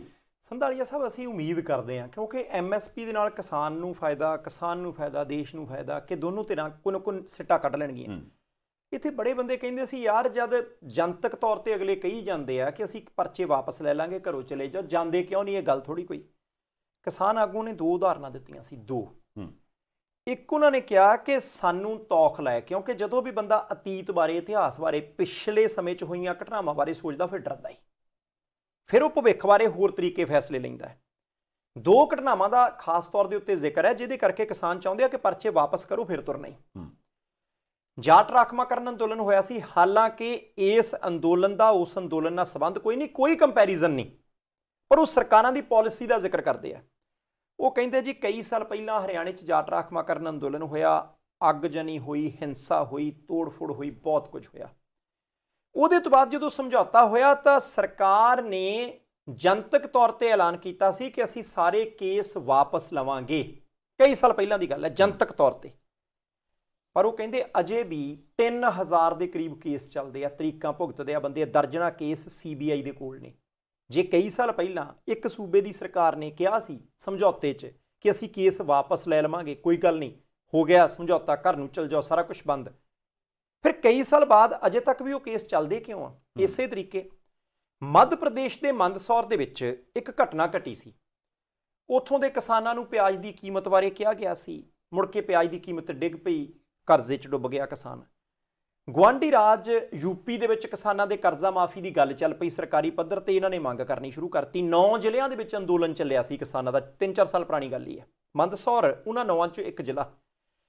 ਉੱਥੇ ਫਿਰ ਰੇਲਵੇ ਪਟੜੀਆਂ ਉਖਾੜ ਦਿੱਤੀਆਂ ਗਈਆਂ, ਪੁਲਿਸ ਦੀਆਂ ਗੱਡੀਆਂ ਵੀ ਭੰਨੀਆਂ ਗਈਆਂ, ਅਫਵਾਹਾਂ ਫੈਲੀਆਂ, ਗੋਲੀ ਚੱਲੀ, 12 ਲੋਕਾਂ ਦੀ ਗੋਲੀ ਲੱਗੀ, 6 ਕਿਸਾਨ ਮਾਰੇ ਗਏ ਸੀ। ਫਿਰ ਸਮਝੌਤਾ ਹੋਇਆ ਕਿ ਕਰੋੜ ਰੁਪਈਆ ਦੇਵਾਂਗੇ, ਸਾਰੇ ਪਰਚੇ ਕੇਸ ਵਾਪਸ ਲਵਾਂਗੇ, ਕਰੋੜ ਰੁਪਈਆ ਤਾਂ ਮਿਲ ਗਿਆ ਹੋਊਗਾ। ਕਈ ਸਾਲ ਬੀਤਣ ਦੇ ਬਾਵਜੂਦ ਅਜੇ ਵੀ ਸੈਂਕੜੇ ਕਿਸਾਨਾਂ ਦੇ ਉੱਤੇ ਪਰਚੇ ਦਰਜ ਨੇ, ਉਹ ਤਰੀਕਾਂ ਭੁਗਤ ਰਹੇ ਆ। ਇਹ ਉਦਾਹਰਨਾਂ ਮੈਂ ਕੋਲੋਂ ਨਹੀਂ ਦੇ ਰਿਹਾ, ਇਹ ਸੰਯੁਕਤ ਕਿਸਾਨ ਮੋਰਚੇ ਦੀ ਲੀਡਰਸ਼ਿਪ ਨੇ ਪੌਣੇ 5 ਘੰਟੇ ਦੀ ਬੈਠਕ ਤੋਂ ਬਾਅਦ ਜਦੋਂ ਪ੍ਰੈਸ ਕਾਨਫਰੰਸ ਕੀਤੀ, ਪੱਤਰਕਾਰਾਂ ਦੇ ਨਾਲ ਗੱਲਬਾਤ ਕੀਤੀ, ਤਾਂ ਉੱਥੇ ਦੱਸਿਆ, ਉਹ ਕਹਿੰਦੇ ਜੀ ਹੁੰਦਾ ਰਿਹਾ ਪਹਿਲਾਂ। ਉੱਥੇ ਲੀਡਰਾਂ ਨੇ ਕਿਹਾ ਜੀ ਮੈਂ ਉਸੇ ਮੱਧ ਪ੍ਰਦੇਸ਼ ਤੋਂ ਆਉਣਾ ਹੈ, ਕਿਸੇ ਨੇ ਕਿਹਾ ਜੀ ਮੈਂ ਉਸੇ ਹਰਿਆਣੇ ਤੋਂ ਆਉਣਾ ਹੈ। ਇਸੇ ਕਰਕੇ ਅਸੀਂ ਚਾਹੁੰਦੇ ਹਾਂ ਕਿ ਸਾਡੇ ਲੋਕ ਜਿਨ੍ਹਾਂ ਨੇ ਸੰਯੁਕਤ ਕਿਸਾਨ ਮੋਰਚੇ ਦੀ ਕਾਲ ਤੇ ਅੰਦੋਲਨ ਕਰਦਿਆਂ ਪਰਚੇ ਕਰਾਏ, ਕਿਸੇ ਨੇ ਜੇਲ੍ਹ ਕੱਟੀ, ਕਿਸੇ ਦਾ ਟਰੈਕਟਰ ਉੱਥੇ ਹੈ ਫਸਿਆ ਪਿਆ, ਅਸੀਂ ਨਹੀਂ ਚਾਹੁੰਦੇ ਕਿ ਕੱਲ੍ਹ ਨੂੰ ਸਾਡੇ ਵੱਲੋਂ ਕੋਈ ਉਂਗਲ ਚੁੱਕੇ ਕਿ ਭਾਈ ਆਪ ਅੰਦੋਲਨ ਵਾਪਸ ਲੈ ਕੇ ਘਰੇ ਆ ਗਿਆ ਤਾਂ ਸਾਡੇ ਨਿਆਣੇ ਜਿਹੜੇ ਅਜੇ ਤੱਕ ਫਸੇ ਹੋਏ ਆ। ਉਹ ਕਹਿੰਦੇ ਇਸ ਕਰਕੇ ਆ ਸ਼ਰਤ ਸਰਕਾਰ ਚੱਕੇ ਕਿ ਪਹਿਲਾਂ ਜਾਈਏ, ਪਰਚੇ ਫਿਰ ਵਾਪਸ ਹੋਣੇ, ਪਰਚੇ ਵਾਪਸ ਕਰਾਉਣੇ। ਮੇਰਾ ਖਿਆਲ ਆ ਵੀ ਹੁਣ ਤਾਂ ਅੱਜ ਦੇ ਦਿਨ ਦੇ ਵਿੱਚ ਗੱਲ ਲਗਭਗ ਨਿਬੜ ਜੂਗੀ, ਕਿਉਂਕਿ ਜੇ ਚਿੱਠੀ ਗਈ ਆ ਉਸ ਤੋਂ ਬਾਅਦ ਉਹਨਾਂ ਨੇ ਗੱਲ ਕੀ ਹੈ, ਤਾਂ ਸਰਕਾਰ ਵਾਲੇ ਪਾਸੋਂ ਵੀ ਡੈਫੀਨੇਟਲੀ ਕੋਈ ਨਾ ਕੋਈ ਬਿਆਨ ਆਊਗਾ। ਜੇ ਮੈਂ ਗਲਤ ਨਹੀਂ ਤੇ ਅੱਜ 2 ਵਜੇ ਦਾ ਦੁਬਾਰਾ ਸਮਾਂ ਮੀਟਿੰਗ ਦਾ, ਤੇ ਉਸ ਤੋਂ ਬਾਅਦ ਜਦੋਂ ਫਿਰ ਉਹ ਸਿਰ ਜੋੜ ਕੇ ਸਿਆਣੇ ਸਿਰ ਬਹਿਣਗੇ, ਤੇ ਹੋ ਸਕਦਾ ਵੀ ਅੱਜ ਜੇ ਉਹ ਚਿੱਠੀ ਆ ਜਾਵੇ, ਸਰਕਾਰ ਕਹਿ ਦੇ ਜਾ ਲਓ ਜੀ ਅਸੀਂ ਕਹਿਤਾ ਰਾਜ ਸਰਕਾਰਾਂ ਨੂੰ, ਕਿਉਂਕਿ ਰਾਜ ਸਰਕਾਰਾਂ ਦੋਵਾਂ ਨੂੰ ਕਹਿਣਾ, ਪੰਜਾਬ ਵਾਲਾ ਤਾਂ ਕਰਤੇ, ਉਹਦੇ 'ਚ ਹਰਿਆਣਾ ਤੇ ਯੂਪੀ ਰਹਿ ਗਿਆ ਜਾਂ ਹੋਰ ਕਿਸੇ ਸਟੇਟ 'ਚ ਹੋਊਗਾ ਤਾਂ ਉਹਨਾਂ ਨੂੰ ਕਹਿ ਦੇਣਗੇ। ਜੇ ਉਹ ਮੇਰੇ ਖਿਆਲ ਨਾਲ ਕਹਿ ਦੇਣ ਵੀ ਹਾਂਜੀ ਤੁਸੀਂ ਲੀਕ ਮਾਰ ਦਿਓ, ਤੇ ਹੋ ਸਕਦਾ ਫਿਰ ਕੱਲ੍ਹ ਤੱਕ ਕੋਈ ਨਾ ਕੋਈ ਫੈਸਲਾ ਵੱਡਾ ਆ ਜੇ। ਬਿਲਕੁਲ ਸੰਧਾਲੀਆ ਸਾਹਿਬ, ਤਿੰਨਾਂ ਮੁੱਦਿਆਂ ਦੇ ਉੱਤੇ ਹੀ ਕਿ ਮੁਆਵਜ਼ਾ ਕਿੱਦਾਂ ਦੇਣਾ ਹੈ, ਪਲੱਸ ਉਹਦੇ ਨਾਲ MSP ਦੀ ਕਮੇਟੀ, ਹੋ ਸਕਦਾ ਬਹੁਤ ਆਸ ਹੈ, ਅਸੀਂ ਚਾਹੁੰਦੇ ਹਾਂ ਕਿ ਭਾਈ ਛੇਤੀ ਕੰਮ ਨਿਬੜੇ, ਠੰਡ ਹੋਣ ਵਾਲੀ ਹੈ, ਦੁਬਾਰਾ ਉੱਥੇ ਕੋਈ ਠੰਡ ਦੇ ਵਿੱਚ ਆਕੜ ਕੇ ਲੱਕੜ ਦੇ ਡੱਬੇ 'ਚ ਬੰਦ ਹੋ ਕੇ ਵਾਪਸ ਨਾ ਜਾਵੇ। ਸਾਰਿਆਂ ਦੀ ਦਿਲੀ ਇੱਛਾ, ਸਰਕਾਰ ਵੀ ਚਾਹੁੰਦੀ ਹੋਊਗੀ ਨਿਬੜ ਜਾਏ, ਪਰ ਨਿੱਗਰ ਤਰੀਕੇ ਦੇ ਨਾਲ ਜਿਹੜਾ ਉਹ ਸਰਕਾਰ ਸੋਚ ਲੈ ਕਿ ਭਾਈ ਇਹਨਾਂ 3 ਮੁੱਦਿਆਂ ਦੇ ਉੱਤੇ ਕੀ ਹੈ, ਕਮਿਊਨੀਕੇਸ਼ਨ ਕਰਦਾ ਹੈ। ਅਸੀਂ ਕਹਿੰਦੇ ਕਿ ਬਹੁਤ ਧੰਨਵਾਦ ਕਿ ਸਰਕਾਰ ਨੇ ਲਿਖਤੀ ਭੇਜਿਆ, ਜੇ ਨਾ ਭੇਜਦੇ ਤਾਂ ਜੇ ਕਹਿਣਾ ਸੀ ਕਿ ਪਤਾ ਨਹੀਂ ਕਿੰਨਾ ਕੁ ਸਮਾਂ ਲੱਗਣਾ।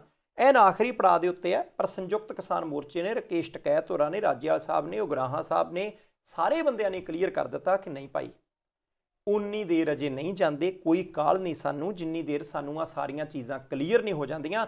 ਵੈਸੇ ਵੀ ਸੰਧਾਲੀਆ ਸਾਹਿਬ ਬਹੁਤ ਵੱਡੀਆਂ ਮੁਹਿੰਮਾਂ ਪੰਜਾਬ 'ਚੋਂ ਚੱਲੀਆਂ, ਤੇ ਬਾਅਦ ਵਿੱਚ ਸਾਰੇ ਦੋਸ਼ ਲੀਡਰਾਂ ਦੇ ਉੱਤੇ ਲੱਗਦੇ ਹੁੰਦੇ ਆ ਕਿ ਭਾਈ ਪਹਿਲਾਂ ਲੋਕਾਂ ਨੂੰ ਨਾਲ ਤੋਰ ਲਿਆ ਤੇ ਮੁੜ ਕੇ ਅੱਧ ਵਿਚਾਲੇ ਛੱਡਤਾ। ਸ਼ਾਇਦ ਦੁੱਧ ਦੇ ਸੜਿਓ ਕਿਸਾਨ ਲੱਸੀ ਨੂੰ ਫੂਕਾ ਮਾਰ ਕੇ ਪੀਂਦੇ ਆ। ਨਹੀਂ, ਇਹੋ ਹੀ ਕਾਰਨ ਹੈ, ਹੋਰ ਤਾਂ ਇਹਦੇ ਪਿੱਛੇ ਕੋਈ ਕਾਰਨ ਲੱਗਦਾ ਨਹੀਂ। ਇੱਕ ਆਪਾਂ ਮੇਰਾ ਖਿਆਲ ਭੁੱਲ ਨਾ ਜਾਈਏ ਸੁਖਪਾਲ ਖਹਿਰਾ ਹੋਰਾਂ ਦੀ ਜ਼ਮਾਨਤ ਬਾਰੇ, ਕਿਉਂਕਿ ਆਸ ਤਾਂ ਬੜੀ ਕੀਤੀ ਜਾ ਰਹੀ ਸੀ ਉਹਨਾਂ ਦੇ ਪਰਿਵਾਰ ਵੱਲੋਂ ਵੀ। ਪਿਛਲੇ ਦਿਨੀ ਜਿਸ ਹਿਸਾਬ ਨਾਲ ਮੀਡੀਆ ਨਾਲ ਗੱਲ ਕੀਤੀ ਜਾਂਦੀ ਸੀ, ਉਹ ਕਹਿੰਦੇ ਵੀ ਅਸੀਂ ਆਪਣੀ ਚਾਰਾਜੋਈ ਕਰ ਰਹੇ ਹਾਂ, ਸਾਨੂੰ ਇਹ ਲੱਗਦਾ ਕਿ ਵੀ ਸਾਡੇ ਨਾਲ ਇਨਸਾਫ ਹੋਊਗਾ। ਔਰ ਹੁਣ ਜਿੱਦਾਂ ਇੱਕ ਜ਼ਮਾਨਤ ਮਿਲਦਿਆਂ ਸਾਹਮਣੇ ਜਦੋਂ ਵਕੀਲ ਸਾਹਿਬ ਨੇ ਇਹ ਕਿਹਾ ਵੀ ਜੇ ਜ਼ਮਾਨਤ ਦਿੱਤੀ ਜਾਂਦੀ ਹੈ ਤੇ ਵੀ ਇਹਨਾਂ ਵੱਲੋਂ ਬਾਹਰ ਜਾ ਕੇ ਜਾਂਚ ਨੂੰ ਪ੍ਰਭਾਵਿਤ ਕੀਤਾ ਜਾ ਸਕਦਾ, ਇਸ ਕਰਕੇ ਜ਼ਮਾਨਤ ਨਾ ਦਿੱਤੀ ਜਾਵੇ, ਤੇ ਜੱਜ ਸਾਹਿਬ ਨੇ ਕਿਹਾ ਵੀ ਠੀਕ ਹੈ ਜੀ ਨਹੀਂ ਦਿੰਦੇ। ਦੇਖੋ ਸੰਧਾਲੀਆ ਸਾਹਿਬ, ਹੈਗਾ ਤਾਂ ਝਟਕਾ, ਕਿਉਂਕਿ ਆਮ ਤੌਰ ਦੇ ਉੱਤੇ ਕੇਸਾਂ 'ਚ ਇੱਦਾਂ ਲੱਗਦਾ ਹੁੰਦਾ ਕਿ ਪਹਿਲਾਂ ਪੁਲਿਸ ਰਿਮਾਂਡ ਹੈ, ਮੁੜ ਕੇ ਅਦਾਲਤੀ ਹਿਰਾਸਤ 'ਚ ਹੈ, ਫਿਰ ਜ਼ਮਾਨਤ ਦੀ ਅਰਜ਼ੀ ਲੱਗੂ ਤਾਂ ਬੰਦਾ ਬਾਹਰ ਆ ਜਾਂਦਾ ਹੈ। ਬਹੁਤ ਆਸ ਸੀ ਸੁਖਪਾਲ ਸਿੰਘ ਖਹਿਰਾ ਹੋਰਾਂ ਦੇ ਬੇਟੇ ਮਹਿਤਾਬ ਸਿੰਘ ਖਹਿਰਾ ਨੂੰ, ਐਡਵੋਕੇਟ ਨੇ ਖੁਦ ਉਹਨਾਂ ਦੇ ਸਮਰਥਕਾਂ ਨੂੰ, ਕਿ ਭਾਈ ਹੁਣ ਬਾਹਰ ਆ ਜਾਣਗੇ। ਫਿਰ ਪੱਤਰਕਾਰ ਉਡੀਕਦੇ ਹੁੰਦੇ ਆ ਕਿ ਪ੍ਰੈਸ ਕਾਨਫਰੰਸ ਕਰਨਗੇ, ਜੇਲ੍ਹ 'ਚ ਕਿੱਦਾਂ ਦਾ ਵਿਹਾਰ ਹੋਇਆ, ਤੁਹਾਡੇ ਤੇ ਕਿਸੇ ਨੇ ਪ੍ਰੈਸ਼ਰ ਤਾਂ ਨਹੀਂ ਪਾਇਆ, ਪੁਲਿਸ ਹਿਰਾਸਤ ਦੇ ਵਿੱਚ ਕੀ ਪੁੱਛਿਆ, ਤੁਹਾਡੇ ਤੇ ਦੋਸ਼, ਤੱਤਾ ਹੁੰਦਾ ਨਾ ਕੰਮ ਮੁੜ ਕੇ। ਸਾਰਿਆਂ ਨੂੰ ਇੰਤਜ਼ਾਰ ਸੀ, ਪਰ ਜੱਜ ਸਾਹਿਬ ਨੇ 5-6 ਘੰਟੇ ਦੀਆਂ ਦਲੀਲਾਂ ਸੁਣਨ ਤੋਂ ਬਾਅਦ ਫੈਸਲਾ ਰਾਖਵਾਂ ਰੱਖ ਲਿਆ ਸੀ। ਹੁਣ ਉਹ ਕਹਿੰਦੇ ਕਿ ਜ਼ਮਾਨਤ ਅਜੇ ਨਹੀਂ ਮਿਲੂ। ਠੀਕ ਹੈ, ਉਹ ਕਹਿੰਦੇ ਜੇ ਅਸੀਂ ਹਾਈ ਕੋਰਟ ਜਾਣਾ ਹੈ। ਦੇਖੋ, ਪੰਜਾਬ ਵਿਧਾਨ ਸਭਾ ਚੋਣਾਂ ਸਿਰ ਤੇ ਨੇ, ਸਿਆਸੀ ਤੌਰ ਦੇ ਉੱਤੇ ਪਾਰਾ ਚੜਿਆ ਹੋਇਆ ਹੈ। ਐਨ ਉਸ ਸਮੇਂ ਦੇ ਵਿੱਚ ਹਫ਼ਤਿਆਂ ਬੱਧੀ ਸੁਖਪਾਲ ਸਿੰਘ ਖਹਿਰਾ ਹੋਰਾਂ ਦਾ ਅੰਦਰ ਰਹਿਣਾ ਉਹਨਾਂ ਦੇ ਹਲਕੇ ਦੇ ਲਈ ਵੀ ਕਿਤੇ ਨਾ ਕਿਤੇ ਨੁਕਸਾਨ ਹੋ ਜਾਊਗਾ, ਪਰ ਦੁੱਧ ਦਾ ਦੁੱਧ ਤੇ ਪਾਣੀ ਦਾ ਪਾਣੀ ਹੋਣਾ ਚਾਹੀਦਾ ਕਿ ਕਹਾਣੀ ਜਿਹੜੀ ਉਹ ਕਿੱਧਰਲੇ ਪਾਸੇ ਨੂੰ ਜਾਂਦੀ ਹੈ। ਪਰ ਸੰਧਾਲੀਆ ਸਾਹਿਬ, ਇੱਥੇ ਇੱਕ ਗੱਲ ਆਪਾਂ ਹੋਰ ਨਾ ਭੁੱਲ ਜਾਈਏ, ਉਹ ਸੱਜਣ ਕੁਮਾਰ ਦੀ ਹੈ। ਕਿਉਂਕਿ ਸੱਜਣ ਕੁਮਾਰ ਵੈਸੇ ਤਾਂ ਜੇਲ੍ਹ 'ਚ ਹੀ ਹੈ, ਨਾ ਸੱਜਣ ਹੈ, ਕੰਮ ਕਿੱਧਰਲੇ ਪਾਸੇ ਨੂੰ ਹੈ। ਉਹਦੇ ਬਾਬਤ ਕਿਉਂਕਿ ਕਈ ਕੇਸ ਚੱਲਦੇ ਹੁੰਦੇ ਆ। ਹੁਣ ਜੱਜ ਸਾਹਿਬ ਨੇ ਕਹਿ ਦਿੱਤਾ ਕਿ ਭਾਈ ਇੱਕ ਪਿਓ ਪੁੱਤਰ ਦਾ ਕਤਲ ਹੋਇਆ ਸੀ 1984 ਦੇ ਸਿੱਖ ਕਤਲੇਆਮ ਦੇ ਵਿੱਚ, ਤੇ ਤੱਥ ਇਹ ਦੱਸਦੇ ਆ, ਜੱਜ ਸਾਹਿਬ ਨੇ ਕਿਹਾ ਕਿ ਇਹਦੇ ਤੇ ਕਤਲ ਦਾ ਤੇ ਦੰਗੇ ਭੜਕਾਉਣ ਦਾ ਕੇਸ ਹੋਵੇ। ਤੱਥ ਇਹ ਦੱਸਦੇ ਆ ਕਿ ਸੱਜਣ ਕੁਮਾਰ ਕਤਲ ਕਰਨ ਵਾਲੀ ਭੀੜ 'ਚ ਸ਼ਾਮਿਲ ਸੀ ਤੇ ਭੀੜ ਦੀ ਅਗਵਾਈ ਕਰ ਰਿਹਾ ਸੀ। ਇਹ ਬੰਦੇ ਅੱਜ ਤੱਕ ਡਿਨਾਈ ਕਰਦੇ ਰਹੇ ਆ, ਅੱਜ ਤੱਕ ਇਨਕਾਰੀ ਹੁੰਦੇ ਰਹੇ, ਨਾ ਜੀ ਸਾਨੂੰ ਫਸਾਇਆ ਜਾ ਰਿਹਾ, ਇਦਾਂ ਦੀ ਗੱਲ ਕੋਈ ਨਹੀਂ। ਪਰ ਸਭ ਤੋਂ ਵੱਡੀ ਹੈਰਾਨੀ, ਅਸੀਂ ਜੱਜ ਸਾਹਿਬ ਦਾ ਧੰਨਵਾਦ ਕਰਦੇ ਹਾਂ ਜੀ, ਉਹਨਾਂ ਨੂੰ ਲੱਗਿਆ, ਉਹਨਾਂ ਨੇ ਕਿਹਾ 1985 'ਚ ਪਰਚਾ ਦਰਜ ਹੋਇਆ ਸੀ, 95, 2005, 2015, 30, 35 ਤੇ 36 ਸਾਲ ਬਾਅਦ। ਇਹ ਬੜੀ ਵੱਡੀ ਗੱਲ ਆ, ਪਰ ਇਹ ਸਾਰੇ ਕੁਝ ਦੇ ਵਿੱਚ ਹੁਣ ਜਦੋਂ ਇਹ ਚਰਚਾ ਚੱਲਦੀ ਹੈ ਨਾ, ਉਹ ਜਦੋਂ ਹੀ ਉਸ ਦਿਖਾਂਤ ਨੂੰ ਯਾਦ ਕੀਤਾ ਜਾਂਦਾ। ਫਿਰ ਕਈ ਵਾਰ ਹੁੰਦਾ ਕਿ ਜਦੋਂ ਕਈ ਵਿਰੋਧੀ ਪਾਰਟੀਆਂ ਸਿਆਸੀ ਤੌਰ 'ਤੇ ਜਦੋਂ ਜ਼ਿਕਰ ਕਰਦੀਆਂ ਵੀ ਕਾਂਗਰਸ ਨੇ ਆਹ ਕੀਤਾ ਆਹ ਕੀਤਾ ਆਹ ਕੀਤਾ, ਕਈ ਬੰਦੇ ਕਾਂਗਰਸ ਪਾਰਟੀ ਦੇ ਵਿੱਚੋਂ ਵੀ ਜਾਂ ਹੋਰ ਆਮ ਉਹਨਾਂ ਦੇ ਸਪੋਰਟਰ ਵੀ ਕਹਿ ਦਿੰਦੇ ਆ ਵੀ ਆਹ ਯਾਰ ਇਹ ਤਾਂ ਵਧੋ ਵਧੀ ਜਾਣ ਬੁੱਝ ਕੇ ਉਹ ਚੀਜ਼ ਖਿੱਚ ਕੇ ਲਿਆਉਂਦੇ। ਪਰ ਹੁਣ ਤੁਸੀਂ ਇਹ ਦੇਖੋ ਵੀ ਜਿਹੜੇ ਲੋਕ ਉਹ ਕੇਸ ਲੜ ਰਹੇ ਆ, ਉਹਨਾਂ ਲਈ ਤੇ ਉਹ ਦਿਨ ਉੱਦਾਂ ਦਾ ਉੱਦਾਂ ਹੀ ਹੈ ਨਾ, ਉਹਨਾਂ ਲਈ ਤਾਂ ਦਿਨ ਵਧੇ ਨਹੀਂ, ਨਾ ਉਹਨਾਂ ਲਈ ਦਹਾਕੇ ਲੰਘੇ ਨਾ ਕੁਝ ਹੋਰ ਲੰਘਿਆ। ਤੇ ਜਿਹੜੀ ਚੀਜ਼ ਕਾਤਲ ਧਿਰ ਸੀ ABC ਜਿਹੜੀ ਵੀ ਸੀ ਉਹ ਐਜ਼ ਇਟ ਇਜ਼ ਹੀ ਆ। ਤੇ ਇਸ ਤੋਂ ਪਹਿਲਾਂ ਆਪਾਂ ਜ਼ਿਕਰ ਕਰਕੇ ਵੀ ਹਟੇ ਆ ਵੀ ਉਹ ਕਹਿੰਦੇ ਵੀ ਹਾਂਜੀ ਅਜੇ ਵੀ ਜੇ ਉਹਨਾਂ ਨੂੰ ਉਹਦੇ ਨਾਲ ਨਵਾਜਿਆ ਜਾ ਰਿਹਾ ਤੇ ਉਹਨਾਂ ਦਾ ਸਤਿਕਾਰ ਕੀਤਾ ਜਾ ਰਿਹਾ। ਇਹ ਸਾਰੇ ਕੁਝ ਮੇਰੇ ਖਿਆਲ ਨਾਲ ਹਰੇਕ ਬੰਦੇ ਨੂੰ ਕਿਤੇ ਨਾ ਕਿਤੇ ਅੰਦਰ ਝਾਤੀ ਤੇ ਮਾਰਨੀ ਪਊਗੀ ਨਾ ਵੀ ਜਿਹੜੇ ਪਾਸੇ ਅਸੀਂ ਤੁਰ ਪਏ ਸੀ ਉਹਦੇ 'ਚ ਕੁੱਲ ਮਿਲਾ ਕੇ ਖੱਟਿਆ ਕੀ।